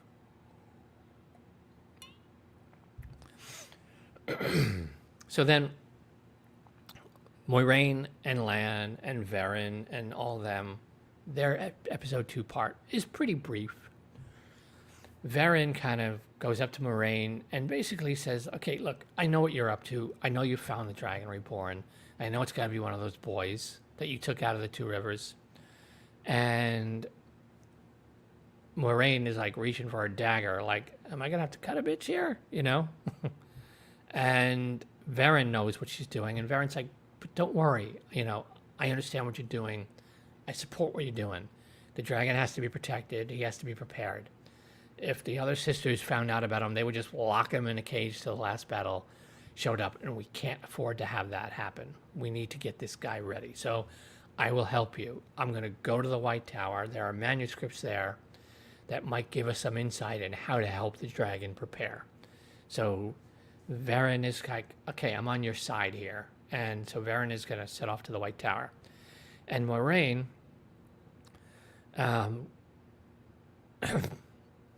sorry. And so then that kind of puts Moiraine much more at ease. And then we get a nice scene where they're all kind of sitting around, they're chatting. And it's Varen and Moiraine, the other water and Lan, they're all kind of there. And we get a little backstory. We get a little bit of a new spring here. where we hear a shortened version of how Lan and Moiraine met and how Lan kind of came to be her warder. And it's a nice little like Easter egg from this A New Spring, this sort of prequel story, where involving being thrown into a pond and all that stuff. So I actually liked A New Spring and the dynamic it added to Moiraine and Lan as characters, getting to see them from 20 years earlier and how they ended up becoming Aes Sedai warder pair. However, this is very short-lived, and Moiraine is ready to start like taking the next step in whatever it is she's planning. And so for as far as she's concerned, Lan needs to go to the White Tower. She needs to pass Lan off. I don't have the one power anymore. You need to go and become somebody else's warder. So you're going to go with Varen to the White Tower. And she tells him, look, we didn't defeat the Dark One. Ishamael was set free. That's what we ended up doing instead. And Rand is still alive, and which kind of throws Lan for a loop. And she basically cuts Lan verbally, like viciously, and tells him, like, look, we've never been partners. You've just been my servant when I needed you, and you're not needed anymore. We've never been equals. Get lost. And she's doing this to just... She needs Lan to get where she needs Lan to go. And she needs to do what she needs to do. And if she has to hurt him to do it, she's going to hurt him to do it. Because Moiraine is manipulative. I don't like any of this, because none of this is happening in the books. They're taking a bastardized version of something that's going to be coming later and twisting that around and doing that in a way that doesn't make any sense here, because her losing her powers is a completely made-up thing for the show, just to give her something to do. But it is what it is. So she's basically told Lan to screw off at this point, and you've never meant anything to me, really. It's been a lie. Just because she wants him to go do what she wants him to do. And instead of just sitting him down and being honest with him like she should be, she's doing this to him instead. Now, I don't know where this is going. I don't know if this is going because she's going to pass her bond off, or she prepared passing that bond off so that when Lan is in the presence of a particular Aes Sedai, the bond is going to leap onto her, or if we're just cutting straight to something else much, much, much later in the books. We'll see. We'll see when we get there. It's really hard to tell where in the world the show is taking these characters, since so much of what they're doing with them right now is made up for the TV show. And that's pretty much about it in episode 2 for Moiraine and Lan. And then we get to Matt, back to Matt Coffin again. And Matt's still in that room, still in that little cell down in the cellars somewhere in the White Tower. And we see that he's finally managed to remove one of the stones completely. And a face pops up from the other side, and it's Min Farshaw, who we last saw in Faldara, tending bar, even though in the book it was Berlan. And she's there, and they've kind of updated her look. She's got this sort of shaved sides of her head and new hairdo. They've really updated her look a bit. She's looks better, and she's written a little better here in season 2. I'm more comfortable now with Min. We'll see where they take the character, but I was just completely puzzled by the casting choice in season 1 and the way they wrote her. Didn't like it at all. Didn't come off as Min in any way to me. But I think they're doing a little better job in writing Min here for season 2. And the actor seems more comfortable in the role, the way the character is being written now. And it's cool getting to see Matt and Min kind of like getting to meet each other and bantering. You know, it's good when Donald is able to interact with people. You get to see Matt, his Matt kind of come alive, and you get to see the sort of impishness in him and everything. Like there's a scene, I think it happens earlier or at one point in one of these episodes where Leandrin has left the room and she's locking the door behind her, and Matt is miming the locking motions she's going through, while as you hear them, you know, because that's kind of Matt being Matt. And it's nice that they're giving him little moments to let Matt's personality come through. Because him stuck in one room with not much to do, it's hard to get the personality across. So that little moment was well done, and him beginning to talk to Min, and you get to see more of his personality coming out again. So again, very happy with Donald Finn. I just hope he gets a much better written Matt than Barney Harris was given. And I love Barney Harris as Matt. I thought he did a wonderful job with the version of Matt they gave him. I wasn't happy with the way Matt was written, but I had no issues with Barney Harris's acting. So far so good with Donald Finn as well. It's a nice, calm way to let him slide into that character before you get him out the door and getting him actively involved in doing things. And Min basically opens up and tells him about her ability, that she has visions when she looks at people. And he has absolutely no interest. It's like, no, I don't want to know what you see when you look at me. Don't tell me. No interest at all. Don't care. I don't need that burden put on me. So don't even bother. But it's a nice little exchange. And she's getting ready to go back into her room so he could seal the thing back up so Leandrin doesn't see it, because she's due back soon. And he's like, I hope you come back again so we can talk. You know, it's nice to be able to talk to somebody. And she's like, you know, makes a snarky Min comment like, well, check my calendar kind of thing. Which, again, the interaction between the two of them is well done. And then she suddenly sees this vision where she sees Matt dressed in the same clothes he's dressed in now, with what appears to be the Shadow Logoth dagger, stabbing Rand. Like Rand's next to him, and Matt just kind of holds him and stabs him and then lowers Rand down to the floor. And in this sort of vision, Rand is not resisting at all. And it's not, there doesn't seem to be like malice or evil or anger there. It's sort of presented as it's very matter of fact, where Rand is kind of almost expecting Matt to do this, and Matt does it and then lowers him gently to the floor. And then the vision is gone. So now the one thing you have to understand about Min's visions happen. They always happen. They don't necessarily mean what they look like they mean, if that makes any sense. But whatever she sees, some version of that is going to happen. So, okay, Matt's going to be stabbing Rand at some point. Presumably here in season 2, because he's still in these same clothes, and Matt is the only one who doesn't seem to have had a change of clothes yet. He's been wearing the same clothes for a year at this point. So I'm hoping he gets a change of clothes. So this is something I expect is going to happen this season, because the other visions we saw last season, the vision happened and then there was a payoff. So I expect we'll see some version of this. Whether this is Matt stabbing Rand for real, whether this is Matt stabbing someone pretending to look like Rand, who knows? We'll see. We'll see when we get there. But an interesting scene. Not at all what Min actually sees in the books when she looks at Matt. She sees very, very different things. And I'm hoping that this vision is a temporary one that has to play out this season. And then when that's done, Min will then see the proper visions for Matt that she sees in the books. Because they do need to kind of start setting that up soon. Especially if season 3 is going to be book 4. You know, there's a lot of stuff Matt's going to be doing. So let's see, whatever this is, let's just get it out of the way here in season 2. I'm guessing because he's not getting most of his book 2 plot, and he's getting a sort of very changed version of his book 3 plot. And then they're going to switch him to his book 2 plot for the end of the season.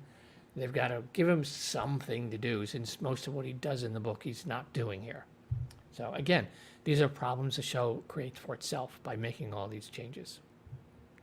But I like Min much better here in season 2 than season 1. I like Min and Matt together.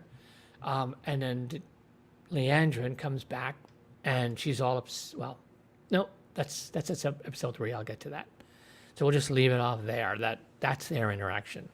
Min's had a vision of Matt stabbing Rand, and he doesn't want to know, so she doesn't tell him.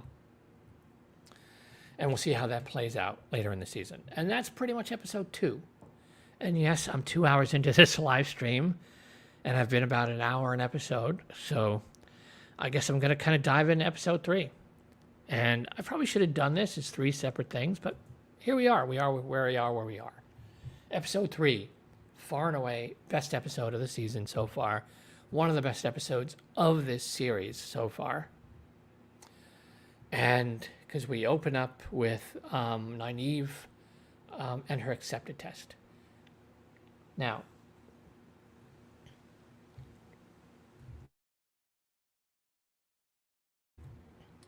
Nynaeve's accepted test is one of my favorite scenes in the entire book too. It's one of my favorite scenes in the early books. It's really, really well written, well done. Now, and again, for those who may not realize it, Min is my second favorite character in the entire book series. Aviend is my favorite. Nynaeve is my second favorite, and Min is my third favorite. So I have really, really high hopes for these characters for this show so far, even with some of the characterization not being written very Nynaeve-like. I'm very, very happy with Nynaeve as far as the show goes. I think, again, she's far and away the best thing in the show. Elaine now sits at number 2 as far as best show character for me, Leandrin being number 3. But Avienda is... Nynaeve is my second favorite character in the book. So her story is a story I'm very, very invested in to see how it plays out here in the show. The accepted test is a big, big moment in the book 2 for her. And like I mentioned, in the books, when they finally do get to the White Tower, it's pretty much you expect Nynaeve's been, okay, here's your room, okay, accepted test time, and they throw Nynaeve right into this accepted test. No warning, no training, no prep. They just expect she's old enough, she's advanced enough as a wisdom that we're not going to waste her time having her waste her time doing chores as a novice for like years or months or whatever, right into the fire. But here it's been 6 months, and Leandrin's been pushing and pushing and pushing. Leandrin's maneuvered the tower to hold a vote to get her way, because there's a conversation among some of the Aes Sedai, like I think Sheriam and Alana, and I think maybe Leanne, and they're talking about this. And what's interesting there is they bring up how powerful Nynaeve is. She's the most powerful channeler in like 1,000 years. And Alana brings up, Sedai, she brings up that there's a reason why we're suddenly seeing we have Alana, we have Nynaeve as powerful as she is, Gwen, powerful, Elaine Turkand, powerful. We have multiple false dragons. We had Logain, who's been gentled. We have Mazrim Taim as another false dragon who might be out in Saldea or somewhere, like running around. So very happy we get Mazrim Taim mentioned. That means we should be getting him in the TV show, which means we should be getting the whole Ashamon stuff, thankfully. Kind of critical to the story. So very, very happy that he's mentioned there. So looking forward to seeing him when he gets here. But we learn in that scene that Leandrin's manipulated a vote to, like, Nynaeve's getting that test. So they take her down to the chamber.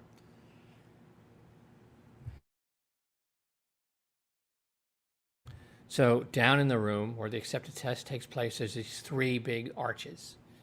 And the accepted goes through the first arch. Whatever they experience, they experience. It's for them and them alone. And they're told the way will come back but once. So whatever happens in there, look for the arch. When you see it, you got to come back to that arch to come out. Otherwise, you run the risk of losing yourself in there forever and dying. And you cannot channel when inside these arches. You're not able to channel. And they're letting her know, okay, you get 3 opportunities to do this test. So you could say no now, and you can stay and continue training as a novice, and you'll get 2 more opportunities to say yes and go through the test. And if you pass, you become accepted. If you fail, you booted out of the tower, never allowed back. But once you start, you have to go through all 3 arches. You have to finish it. Because if you stop in between, you give up in the middle, you're out. That's it. So you have to be ready. And I think Leanne says that I said no the first time.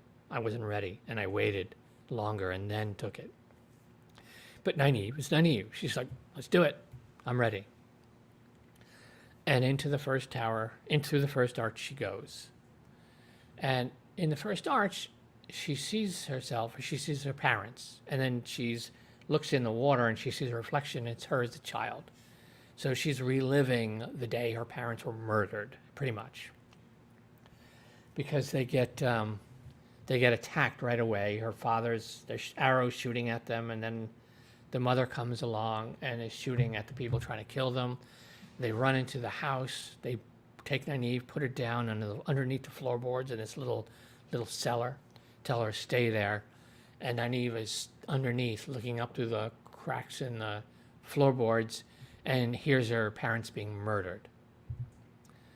And then the arch shows up, and she runs through the arch, and she comes out back into the accepted chamber herself, blood on her, just in the white frock she's wearing, and just like crying and like, was it real? Did that happen?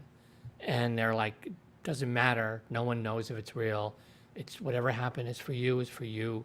It's not for us to know. It's not for us, for you to tell us. That's for you and you alone. And then they dump a bucket of cold water over her head. Leandrin's like, your sins are washed away. And then there's like preparing her for arch number 2. And she's just got to go into the second arch, whether she wants to or not.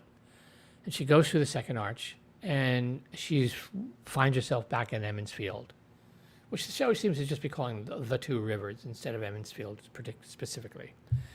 And there's some sickness there. She walks into this big tent, or maybe it's the Wine Spring Inn, and there are sick bodies everywhere being tended to.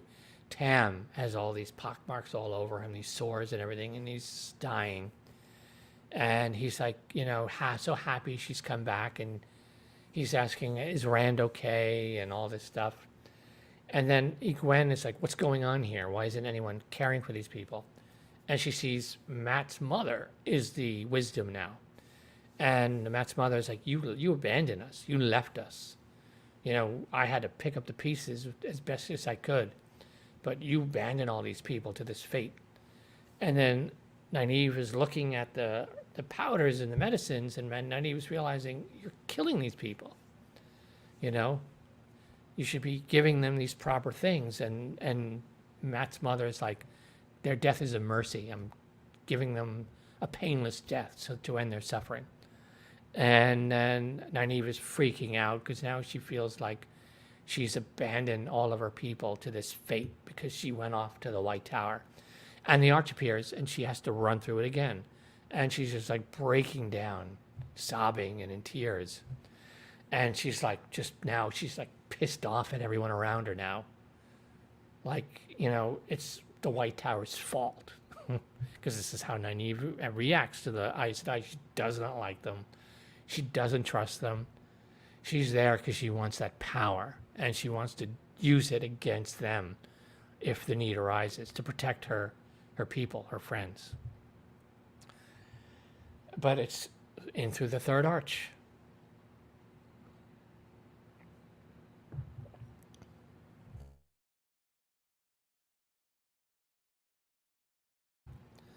I am not used to talking for this long.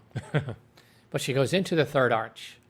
And here in the third arch, she's suddenly clad all in red, and then she's freaking out, and she's screaming, and there's darkness all around her.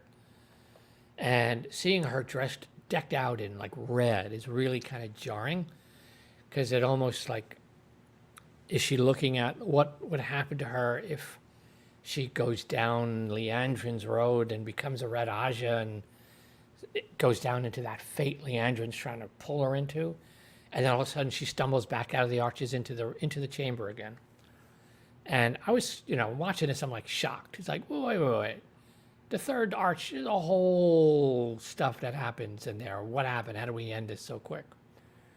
And then they're like, okay, you're done. You're accepted now. Here's your ring. And Nynaeve is basically like, screw your ring. Screw all of you. I want nothing to do with you. And it's like, I don't want to be an Aes Sedai. I reject all of you. And right there, I was like, okay, she's still in the arches. I realized then she's still in the arches. She doesn't realize she's still going through her test. And she's like, I'm out of here. And they tell her, you walk out that door, you're done. You're out of the tower for good. You'll never come back. You'll never learn these powers. So she was like, watch me walk, and walks out the door. And then you confirmed, okay, she's still in the test. And she goes up to her room, packs, says goodbye to Egwene. She's like, I'm out. I hope you have a great Aes Sedai life. I wish the best for you, and that this place becomes everything you need it to be and want it to be. I'm going home. Emmonsfield needs me. Two Rivers needs me, and she leaves. And then she meets Lan on the road. And, she's talking to him, and, they're kind of like feeling each other, sort of expressing each other's feelings for each other. And can we go make a life together? Because Moiraine has abandoned Lan. Nynaeve has rejected the White Tower. And then there's the shimmering arch behind her again. And Nynaeve's like, what is that? And then the arch just kind of vanishes. And then she goes, must have been nothing. And then she's like, her and Lan are kind of together. And then we're in the accepted chamber. And the Aes Sedai are there watching the third arch, waiting for Nynaeve to come back out. And the shimmering, like, one power around it dissipates. And the arch goes dark. And then they all just assume, like, okay, they've lost Nynaeve. She didn't make it out. She failed. She's died in there. And then they're all pissed off at Liandrin. Because it's like, you cost us the most powerful channeler in 1,000 years because you were so obsessed with pushing her before she was ready. And they all walk out and go about their day. And for now, that's where the show leaves Nynaeve's scene. As far as the show goes, it's presenting it to you at this point in episode 3 that Nynaeve has failed and she's trapped in the arches.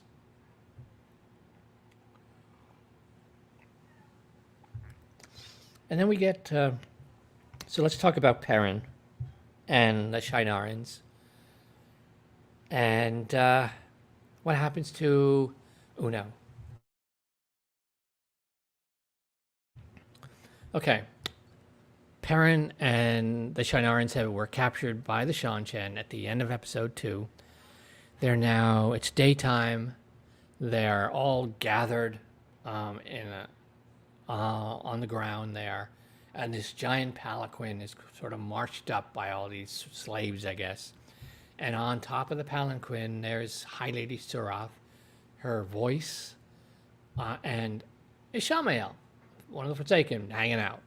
Again, why nobody seems concerned that there's a Forsaken right there and no one's freaked out continues to just, I find just strange with this show that no one seems thrown off by the fact that there's a Forsaken right there when everyone should be absolutely terrified out of their minds. But I guess you're supposed to assume that he's just, no one knows who he is. I don't know. But there they are. The voice of the Surath is like, who's going to be the first to take the oath of fealty, to bend your knee, take our oath, become our servant, so you can join the great Seanchan Empire, if you will. And Uno is mouthing off like Uno does, and Uno's basically piss on your oaths and all this stuff. So Lady Surath singles Uno out and has him dragged forward and basically, I think, put on his knees, and he's commanded to take the oath. And there's this big, like, sort of, almost like a tusk, like coming up and curved tusk in front of him. And he's brought to his knees in front of it, and he's told, take the oath. And Uno basically tells him to screw off, that he's not taking their oath. He's never going to take their oath. And they take Uno and they smash his head through the spike. They spike his head on that spike there, that tusk. And Uno's dead. And dead, not fake out death like at the end of season 1. Stone cold. His brain has been pierced through the back of his neck with his giant spike. Dead. Now, I almost just turned the show off right there and just walked away. Because, now, Uno, spoiler, Uno is there in the entire book series. Uno fights in the last battle in the final book. And Uno is a useful character throughout this series. I mentioned earlier in when I was talking about Bail Doman coming and bringing a message to Moiraine about how the pattern uses Bail Doman and moves him around the continent, because Ta'veren forcing changes in the pattern forces the pattern to kind of manipulate Bail Doman into going places the pattern needs him to be to help these Ta'veren. Uno is a similar character in that Uno is kind of moved around the chessboard, where he's going to help guard like Nynaeve and Elaine and Egwene. He's taking care of them.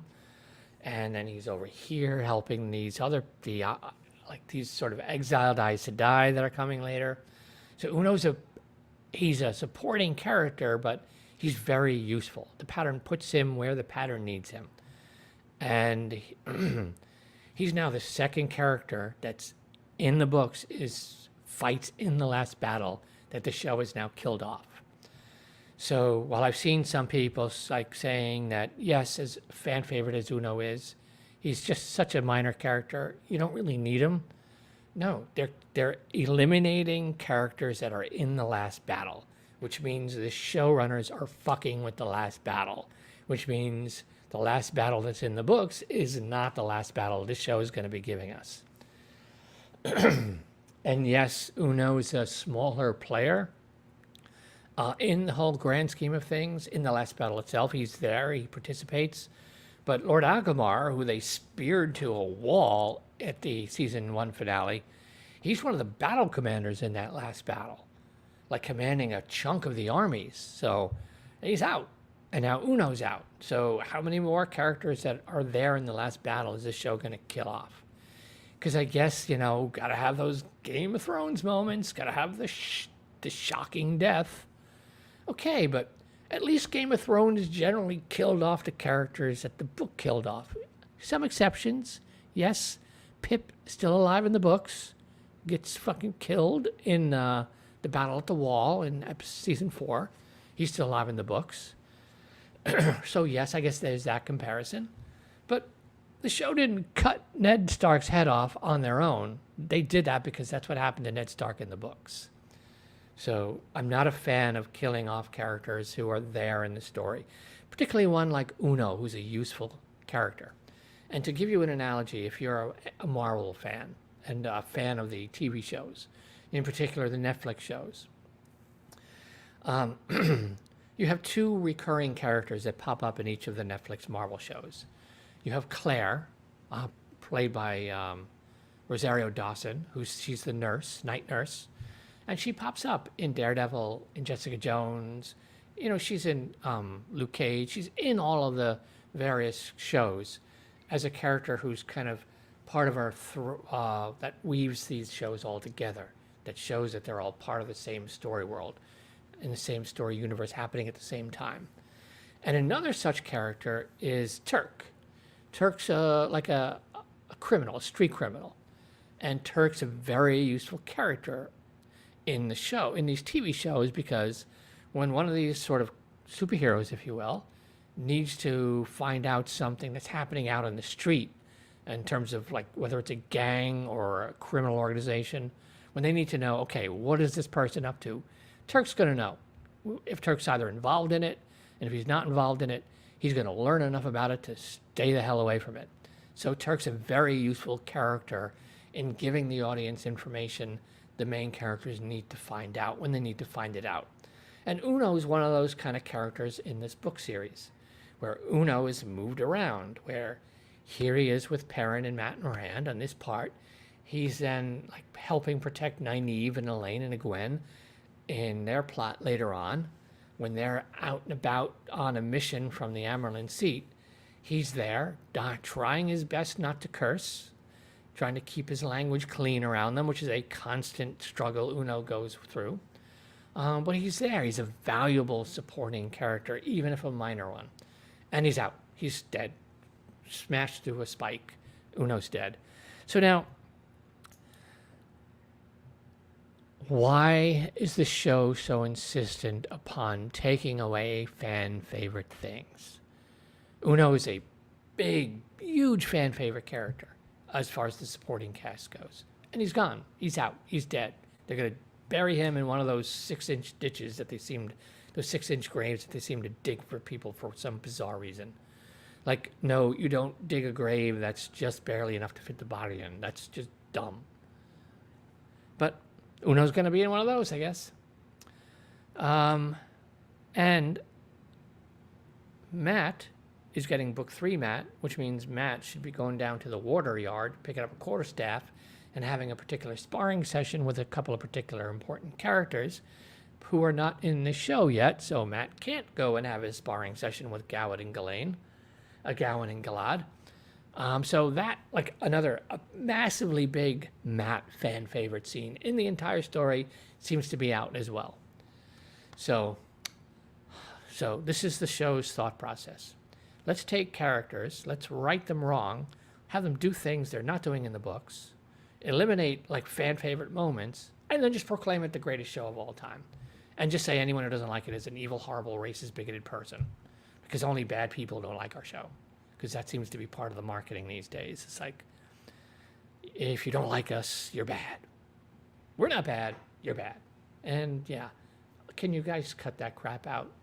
Now, I will say this. Wheel of Time has done a really good job of staying away from that as much as possible. All the actors' interviews were just spot on, focused on their characters, focused on the story. The journey's very, very well done. There's been some sort of satellite coverage of the show that goes into that. You're a bad person if you dare to question this show. Rings of Power, front and center was, you're evil if you don't like me. So, which was just bizarre marketing campaign. But this, at least here, it's been more tangential on the outsides. I think people supporting it more so than the show itself has tended to stay away from it. The showrunner has been pretty upfront about, yeah, I'm going to change things just because I can. And I don't care if you don't like it. I'm going to do what the hell I want. I'm going to modernize parts of this story I just don't like. Tough crap if you don't like it. So, but the rest of the cast has just been great ambassadors for this show.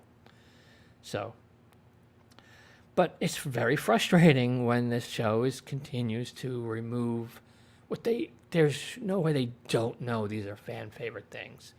And that's a very deliberate thing to go out of your way to say, yeah, not giving you that fan favorite moment, taking away this fan favorite character, and we're going to do this completely different stuff here. We're not going to have Rand learn how to actually lead people, a skill he critically needs to learn here at this part of the story, so that when we get to next season and he's trying to command an entire army and an entire civilization, he's got some of that skill set under his, there's no need. He's just going to magically know it when he needs to know it. Taverin, don't you know? No reason to actually do the groundwork and learning the skill sets that they need to learn that's in the story and having them actually go through and having growing pains and learning pains. We're just going to Taverin whenever we need to Taverin, and it'll just all work out. So that seems to, I'm worried that we're going to get a little bit too much of that, because I still don't know how the hell Rand's going to expect to have a sword fight with High Lord Torok later in the season when when was the last time we even saw the guy holding his sword in this show? I can't even remember at this point. I think he might have whipped it out on the Dark Friend bartender in season 1, and she took the sword away from him, so we'll see. But Uno is dead. Pour one out for Uno. Not happy. Really pissed off. And that worries me, again, about how many changes they're going to be making to the last battle when they're killing off characters who are in that last battle in the books. But we get to a very interesting and also strange scene here with Perrin.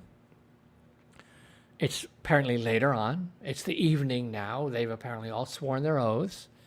Perrin is in a sort of horse and carriage being transported, I'm guessing to Falma, which the show is pronouncing Falm.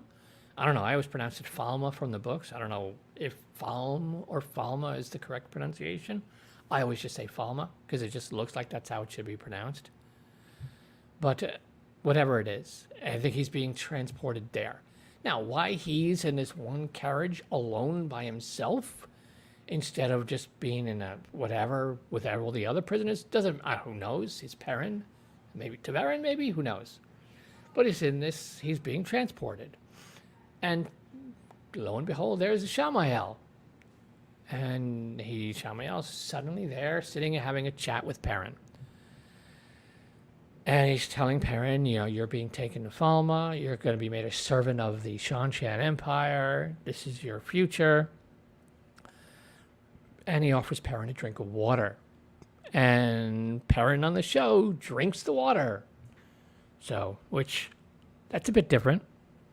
And I wonder what the repercussions of that are going to be, because if a Forsaken gives you something to drink, you do not drink it. Under any circumstances, you don't drink or eat anything a Forsaken gives you. But here in the show, Perrin has drank Forsaken water. So we'll see if that's just going to have some sort of payoff, which means another significant change coming to Perrin's character. Ishamael seems to know of Perrin's abilities and that they're wolf-related, even though the show has done a poor-ass job of showing us how they're connected to these wolves, but it is what it is. But and he tells Perrin, because he's manipulating Perrin here, because he tells Perrin, the more, what is it? Where it is? The more wolf you are, the more mine you are, the more you're mine. So he's trying to convince Perrin that this power Perrin is experiencing and developing is bad, and that's my power that I'm giving you to do. So, because, I think Bishama's probably worried and concerned about why does this kid from the Two Rivers have this old ancient power in him? Like, why? Is this something that's coming back? So manipulating Perrin into thinking it's bad at least makes sense character-wise. And then Perrin is like, who the hell are you? And then he reveals that he's the person Perrin was dreaming about in the early episodes of season 1 that the show has completely since forgotten about. And then Perrin realizes that it's a Forsaken, or he mistakenly thinks he's the Dark One or whatever.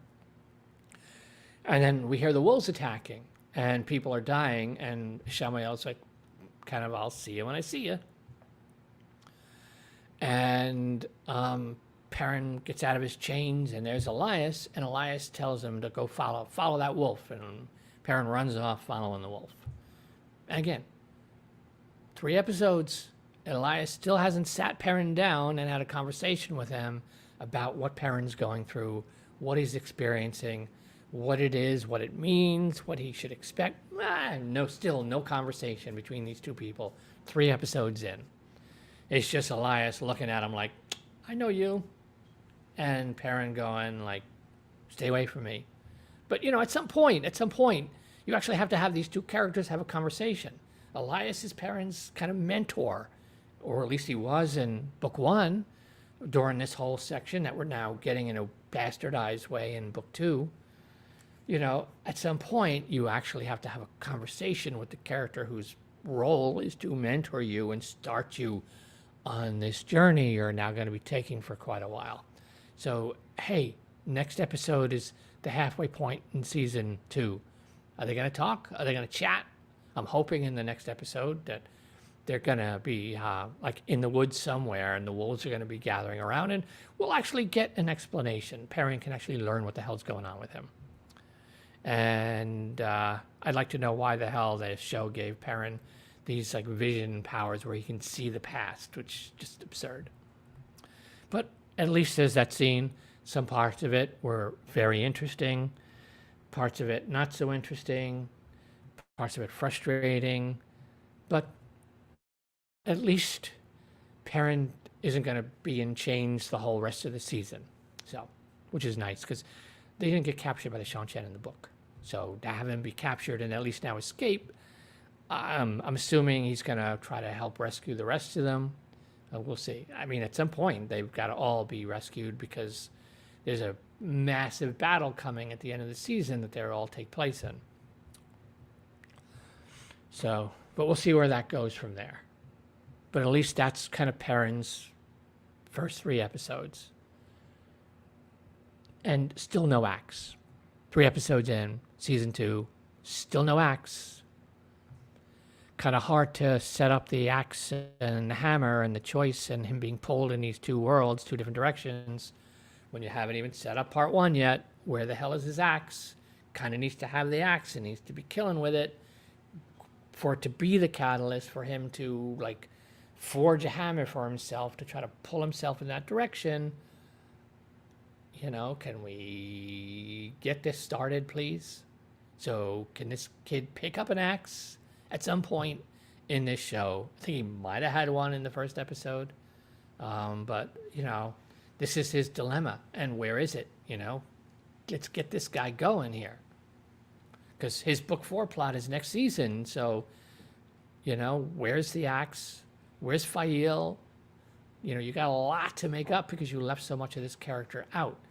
And because, again, just to kind of recap, we're getting what Perrin should have had in season 1 here in season 2, kind of dropped on top of the season 2 stuff he's supposed to be doing. So they're trying to play catch up. And then we'll see. But be that as it may, let's get back to Rand. Right? Rand has met with Logain. He's told Logain he wants his help. And Logain is like, okay, I'll help you, but I want this particular bottle of wine. And he's like, you're resourceful. I have faith you can find it. You get the wine, bring it to me, and I'll help you. So Rand is like, okay, what the hell am I going to do here? Rand goes back. I mean, again, his girlfriend is a bartender and owns a tavern, so maybe she'll know where to get the wine. She does. She's like, okay. She's like, I got us invites to this big party. She gets Rand his fancy red coat. Rand in a red coat. Finally, we get a little book Rand moment where Rand is starting to, at least temporarily, adapt a little bit of his fashion style that he's going to kind of adapt as the dragon as he gets deeper into his story. Because Rand needs to be wearing his, his red coat. But we get a red coat here, and they go to a party. And they're hobnobbing with all the powerful royal noble houses of Carhan, and where everything that's happening in this room, everything is part of the great game. Every look, every word, every movement, who talks to who, what they choose to eat, what they choose to drink, everything is the great game in this place. And Rand is just kind of being dropped into it. But at least we're getting this, because in the books, he's traveling and he's with with Huron and whatever. I forget who exactly he's with. Lady Selene is there. And he ends up coming into Carhian and just finds himself interacting with these people. Everyone just assumes he's a lord because his entourage is calling him a lord and treating him like a lord. So he's getting access to places that a lord would have just because they just assume he is one. Because in their eyes, no peasant would ever dare to pretend to be them. So Rand is just causing havoc politically in Carhian in the books because he has no idea what the hell's even going on in the Great Game. So when he says something or says hi or throws an invitation in the garbage or whatever, it just ripples throughout that whole city. So we got a little bit of that in this in episode 3.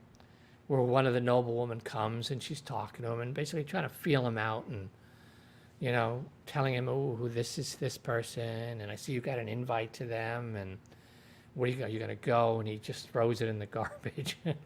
And to her, that she's like, her mind is like spinning and like trying to figure out what his plan is and what webs he's wielding and what things are happening here. And, Rand's just like, I'm having my time wasted here. I just need to get this bottle of wine and get the hell out of here. And then he just gets upset. And once he gets the bottle of wine, I think he gets the bottle of wine, and then he tells Lady Selene, I'm out. And he just leaves her, dusts her, and leaves her at the party, which she does not appreciate later on in the episode. So Rand leaves from there, goes back to the sanitarium, goes to Logain, gives him the bottle of wine. He's like, okay, here's your wine. All right, you can have a drink, and then, like, I need your help. Logain opens up the wine and just starts pouring it out and laughing maniacally. And it's very close. Land is kind of crazy because he's been gentled, and he's kind of, your mind sort of breaks a bit when you're cut off from the one power like that. And but Land is talking to him and is basically saying, they're basically negotiating in a sense where Logain will help him, but he's realizing how much can you even help me because you're just crazy. It's like, and Rand is like now frustrated. It's like, maybe you can help me. Maybe nobody can help me. Maybe I'm just going to lose myself to that same madness. And then Rand goes back to the little slum apartment and Lady Selene basically just grabs him and throws him against the wall and threatens him and says, don't ever abandon me like that again. And then Rand gets aggressive and grabs her by the throat and throws her up against the wall and then onto the bed. And while they're starting to make love, the one power is just starting to flow around him. And you hear Lady Selene is saying something like, just let it give into it, which he doesn't seem to notice. And then it's later on and he wakes up, and then the one power is going, and then he realizes, oh my God, I've set the roof on fire. And they run out of there, and he's burning like a portion of this neighborhood to the ground because he just lost control of the one power in like that moment of passion in a sense. And again, which goes back to in the books how men wield Sidon, and women's relationship with Sidar are very different relationships from each other. Men are much more like aggressive in wielding the power and like grabbing it and controlling it and bending it to their will, and women surrender to the flow and then let the flow work through them by surrendering to it. It's very different dynamics, and you see that playing out here with Rand having a very, very different experience with the one power. Some of it's because he doesn't know what the hell he's doing, but the Sidon is a very aggressive dynamic compared to Sidar, just by their general nature. Now, women can do very powerful and very harmful and very aggressive things with it, but how their relationship with it is very, very different. And I really wish the show would explore that. Because, like I said, 11 episodes into this whole series, 3 episodes this particular season, and the show still hasn't sat its audience down and explained Sidon and Sidar. Maybe they never will. Who knows? But that's pretty much Land's part of the first 3 episodes of season 2. Hanging out in a sanatorium, humping Celine's brains out, not really noticing that she doesn't seem to be someone who would be here, having problems with the one power, trying to find someone who can help him. And doing absolutely none of the things he's doing in the book that teach him how to command men. So we'll see. We'll see where the rest of this show takes Rand in these next 5 episodes of season 2. And then Matt Cawthon again. Matt's still in that chamber, still in that one room. 3rd episode in, he's still in there. And he gets another visit from Leandrin, who comes down, and Leandrin's really distraught and distracted. And she basically opens the door and says, look, you're free to go. I don't need you anymore. I don't know what Maureen's game with you was, and right now at this point, I just lost one of the most powerful Aes Sedai, women, one of the most powerful channelers. I can't waste my time with you. Get the hell out of here. And she's like, go, you can leave. And then she leaves. And she's like, I don't really care what you do, and walks out. And then Min climbs back, he goes and gets Min again. She climbs into his room, and she sees the doors wide open. And she's like, let's get the hell out of here then. If she says you can go, let's go. Let's pack up and go. And so Matt's like, okay, Matt at first wants to go find Egwene and Nynaeve, because Leandrin finally tells them, they're here in the tower. That she doesn't tell him that Nynaeve has died. So he's like, at first he's like running off, sees Egwene crying, and instead of going up to her, he's like backs off, and then goes back to where Min is, gets Min, and then they leave. And she steals horses, supposedly steals horses. He shows up with food and provisions that he swiped from somebody. And she's like, okay, watch the horses a minute. I gotta do one thing. And then we see her go into this house, and Leandrin's in there. And then you realize Min is there at Leandrin's request, and they've been manipulating Matt this whole time. So Min is like, it was his idea to leave. I didn't even have to convince him. He convinced me. So, yes, and Leandrin's like, remember, you do this for me, and Moiraine won't have anything on either one of us after this, whatever that means. So off they're going. So Min is being manipulated by Leandrin into using Matt to do something. I'm assuming she's taken Matt to Falma to bring him to Ishamael. That would be my guess.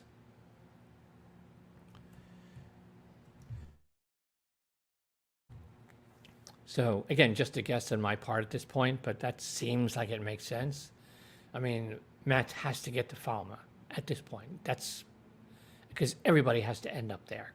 So I'm just curious as to, since there's 5 episodes to go, and what Matt in particular has to do, I don't expect he's going to do until the final episode. So I'm curious as to the journey that Min and Matt are going to take for episodes 5, 6, 7, and maybe part of 8, or at least 5 and 6, and maybe part of 7. Because they've got to get to Falma, I would assume, by the 7th episode. So I'm really curious as to where in the world they're going to go and how they're going to get from here to there. So, but we'll see. That's, again, this show has characters doing things they're not doing in the books. So as a book reader, it's kind of odd to have no idea what's going to be happening.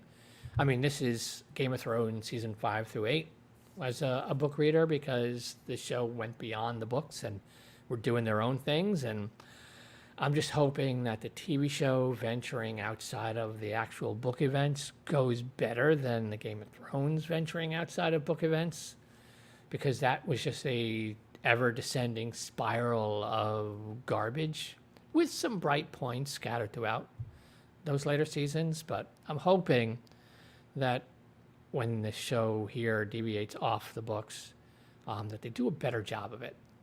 It's been hit or miss when they've deviated from the books for me. Some things they've deviated and made changes to characters that are good. Others that are just super frustrating. And again, killing Uno is just unforgivable.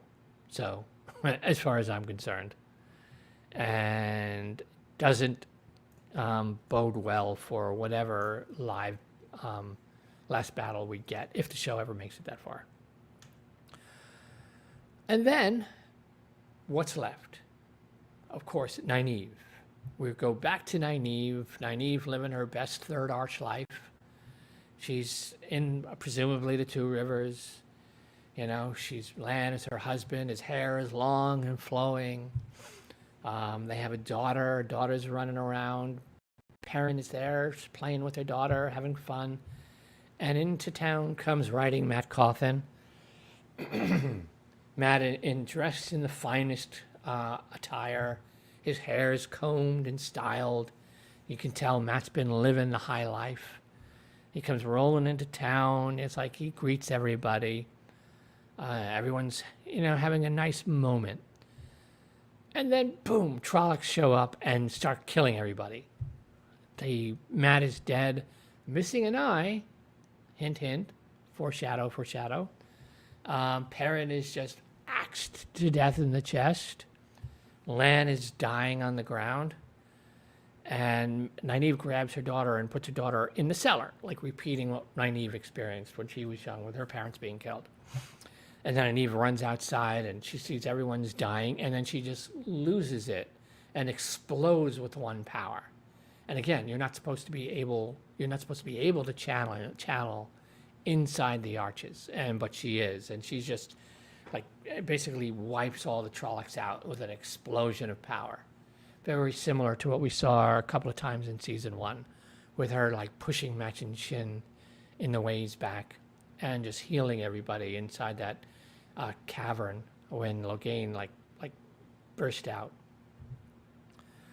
And she grabs her daughter out of the cellar, and the arch comes back, and she's holding her daughter and runs to the arch, runs through the arch, and comes stumbling out, covered in blood, in just the white frock, no daughter, by herself, just a broken down woman. Now, Elaine and Egwene, I missed. Elaine and Egwene came down to the chamber before this, and Egwene is like trying to wield threads to turn the arch back on. Egwene's like, let's open that arch up and see if we can find her.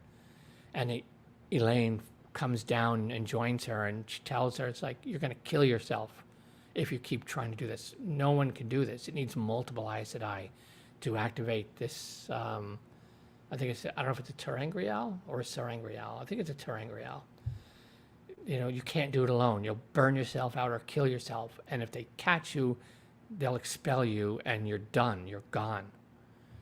And convinces her to stop. It's like, Nynaeve's gone. I'll stay with you. I'll go get blankets. We'll sleep here. And it's basically, Elaine is like, I'll help you mourn, And again, real touching Elaine moment.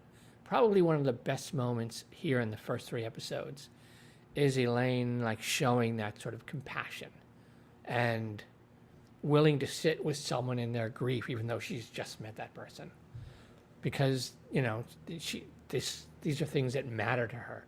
And some of this is her training to become a queen. She has deep empathy for her subjects, and Egwene is a subject in that sense. And it's just in her nature to like help people when she sees they need help. Like, she'll take in strays, in a sense too. It's how her and Rand kind of accidentally meet in book 1 that the show completely cut out. But a really nice scene. Again, Elaine continues to be one of the best things about season 2. Surprisingly so well written for the character that gets the essence of the book Elaine across here. And it's a nice moment. And then, so they're there sleeping when Nynaeve comes bursting out of the arch, somehow still alive. And Egwene and Elaine wake up, and Egwene comes over and she's just holding her. And that's how episode 3 ends. So, and I'm really curious. Again, the White Tower stuff done very well here in season 2. Very happy with all of it, even with some of the changes they've made. But overall, I'm enjoying the White Tower. Not surprisingly so, because I really like all those chapters. I don't know if they're going to be able to do some of the stuff that happens in the White Tower in book 3. I think, do we get a gray man showing up and all that kind of stuff? I don't know if there's enough time to fit that here.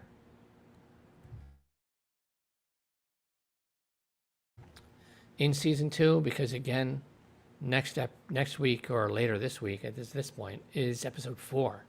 So this next coming episode, we're going to be halfway through the season. So I don't know how much time they have to show everything they're going to need to show here, especially if season 3 is supposed to be book 4. So there's a lot of book 2 and 3 White Tower stuff that has to happen. And we're still at the start of the White Tower stuff here. through these first 3 episodes. But I'm probably looking forward to the White Tower stuff the most this season, to be honest. They've messed with Rand's story so much. I have no idea what they're doing with that. They've messed with Moiraine's story so much. I have no idea what they're doing with that.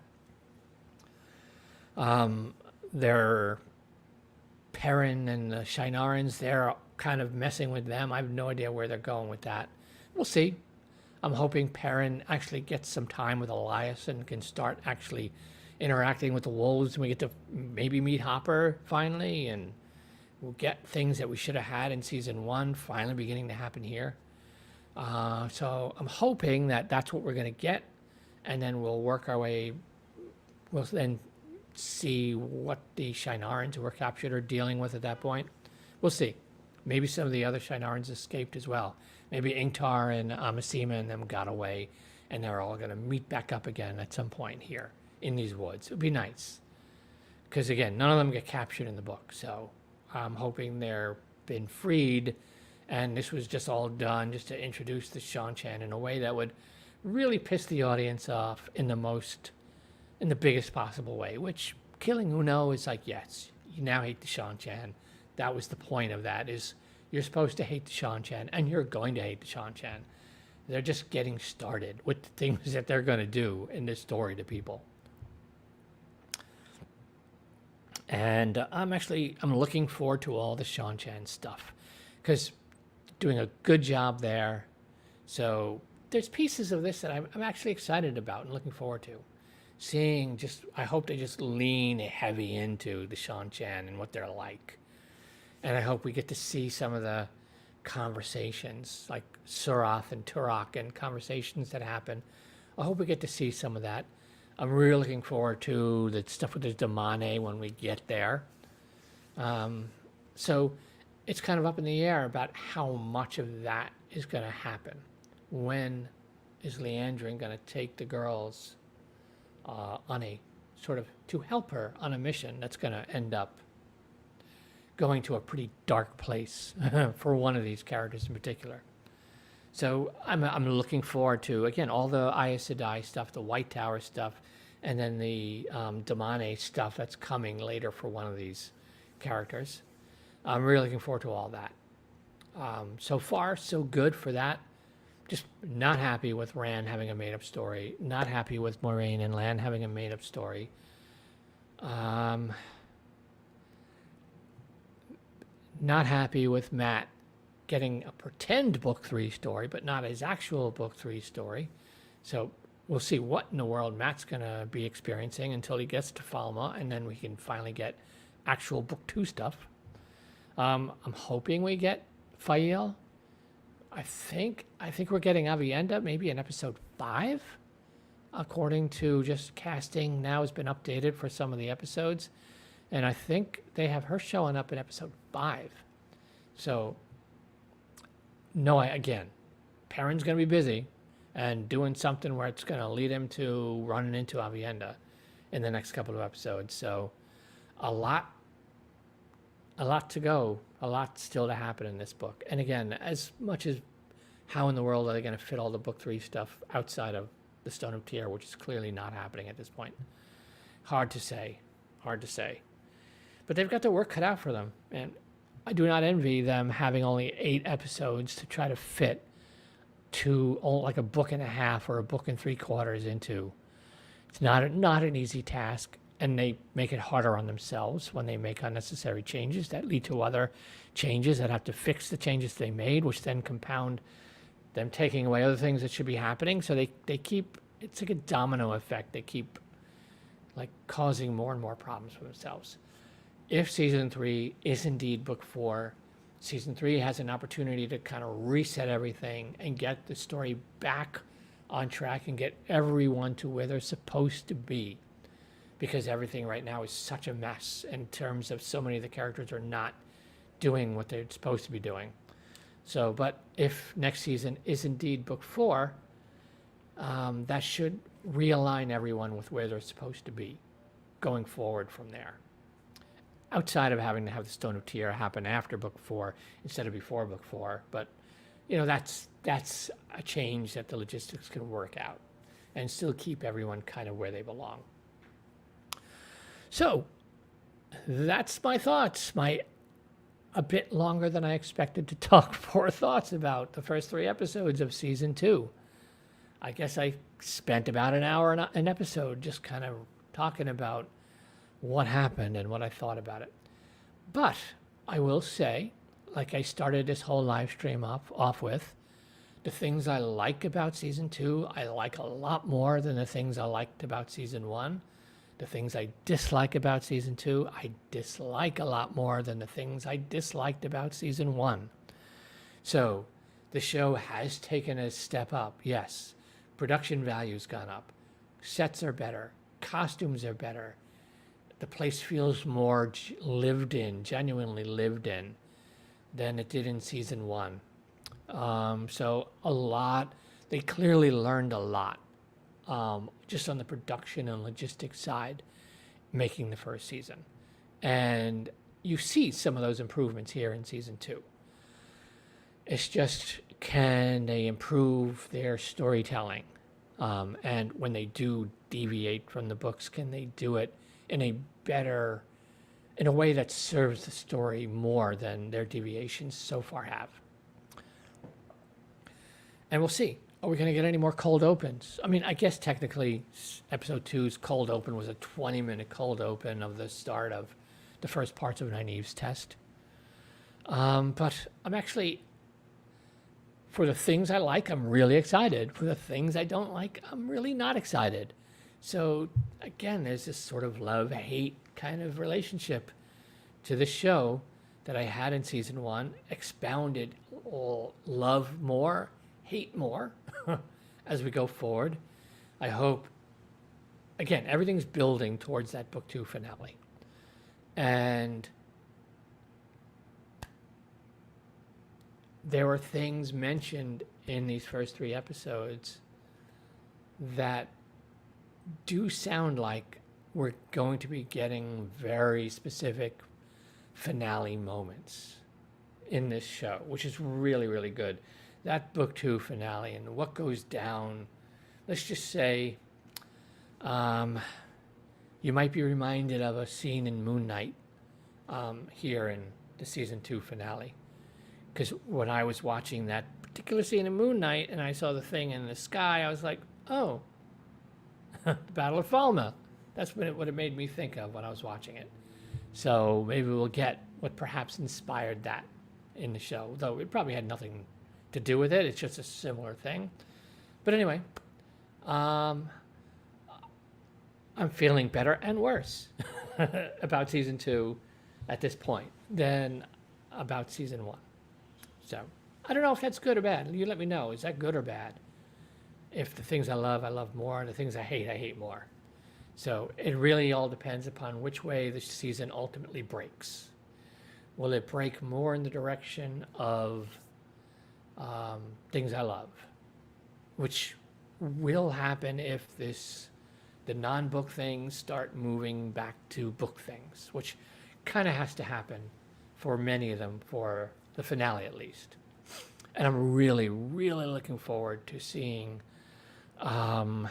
Egwene's story here for the rest of season 2, especially when we get to a certain moment where you hear a click, or not that you'll hear a click in the show because they redesigned something, that the design is completely different, so that shocking like click moment can't really happen. So I'm curious to see how that moment's going to play out in this show. But for those of you who have read these books, you know what's coming for Egwene this season.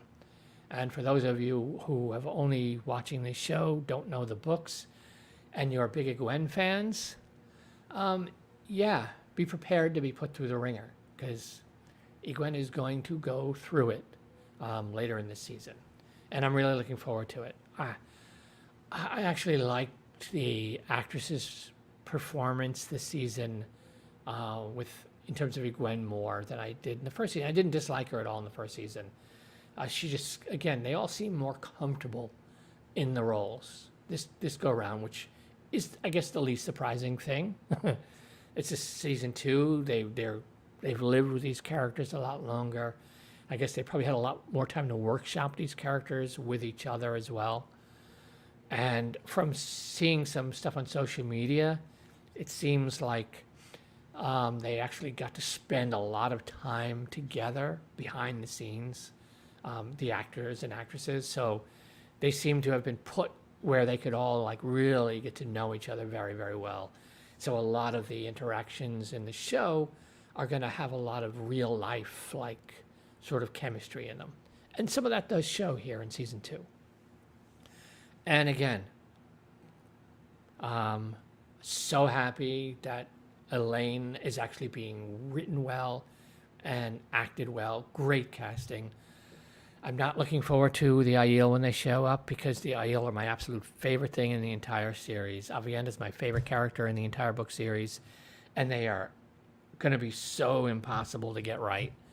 Like, again, I've mentioned this before. If you're a Cowboy Bebop fan and you know how impossible it is to do a live action Ed, which is why you didn't really get a live action Ed in the Netflix attempt until the last 10 seconds of the season. And the Aiel are going to be as difficult in adapting from book to live action as Ed was it difficult adapting from animation to live action in that Netflix show, which is why they pretty much gave up trying.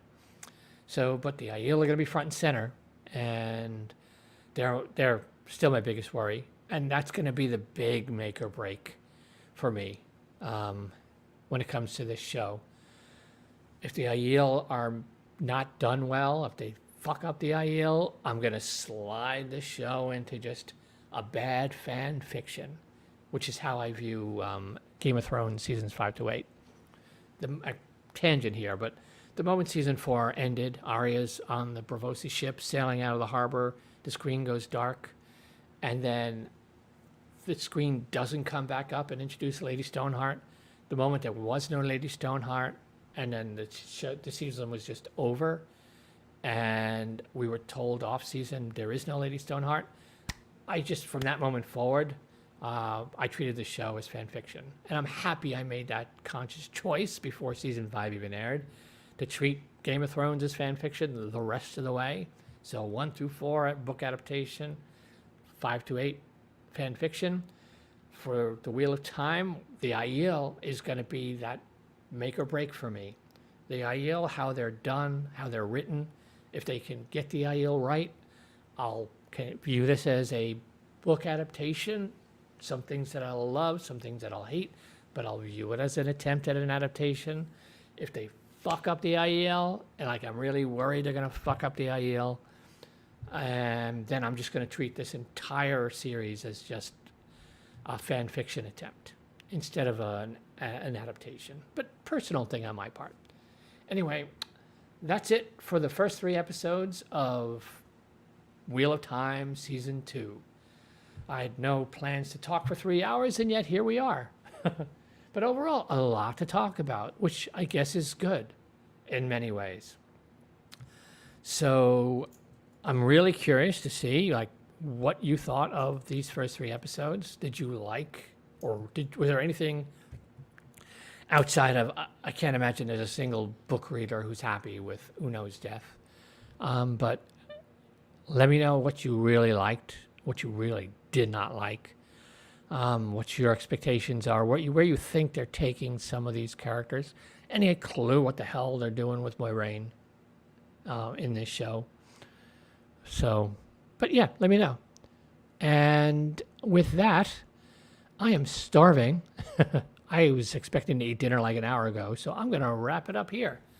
I am Charles of SirBookSage. See you this coming weekend again for episode 4 discussion. I am Charles of SirBookSage. Happy reading, happy watching, happy whatever. It's Sunday. Go enjoy the day. And I always forget to have the cursor on the end broadcast. See you soon.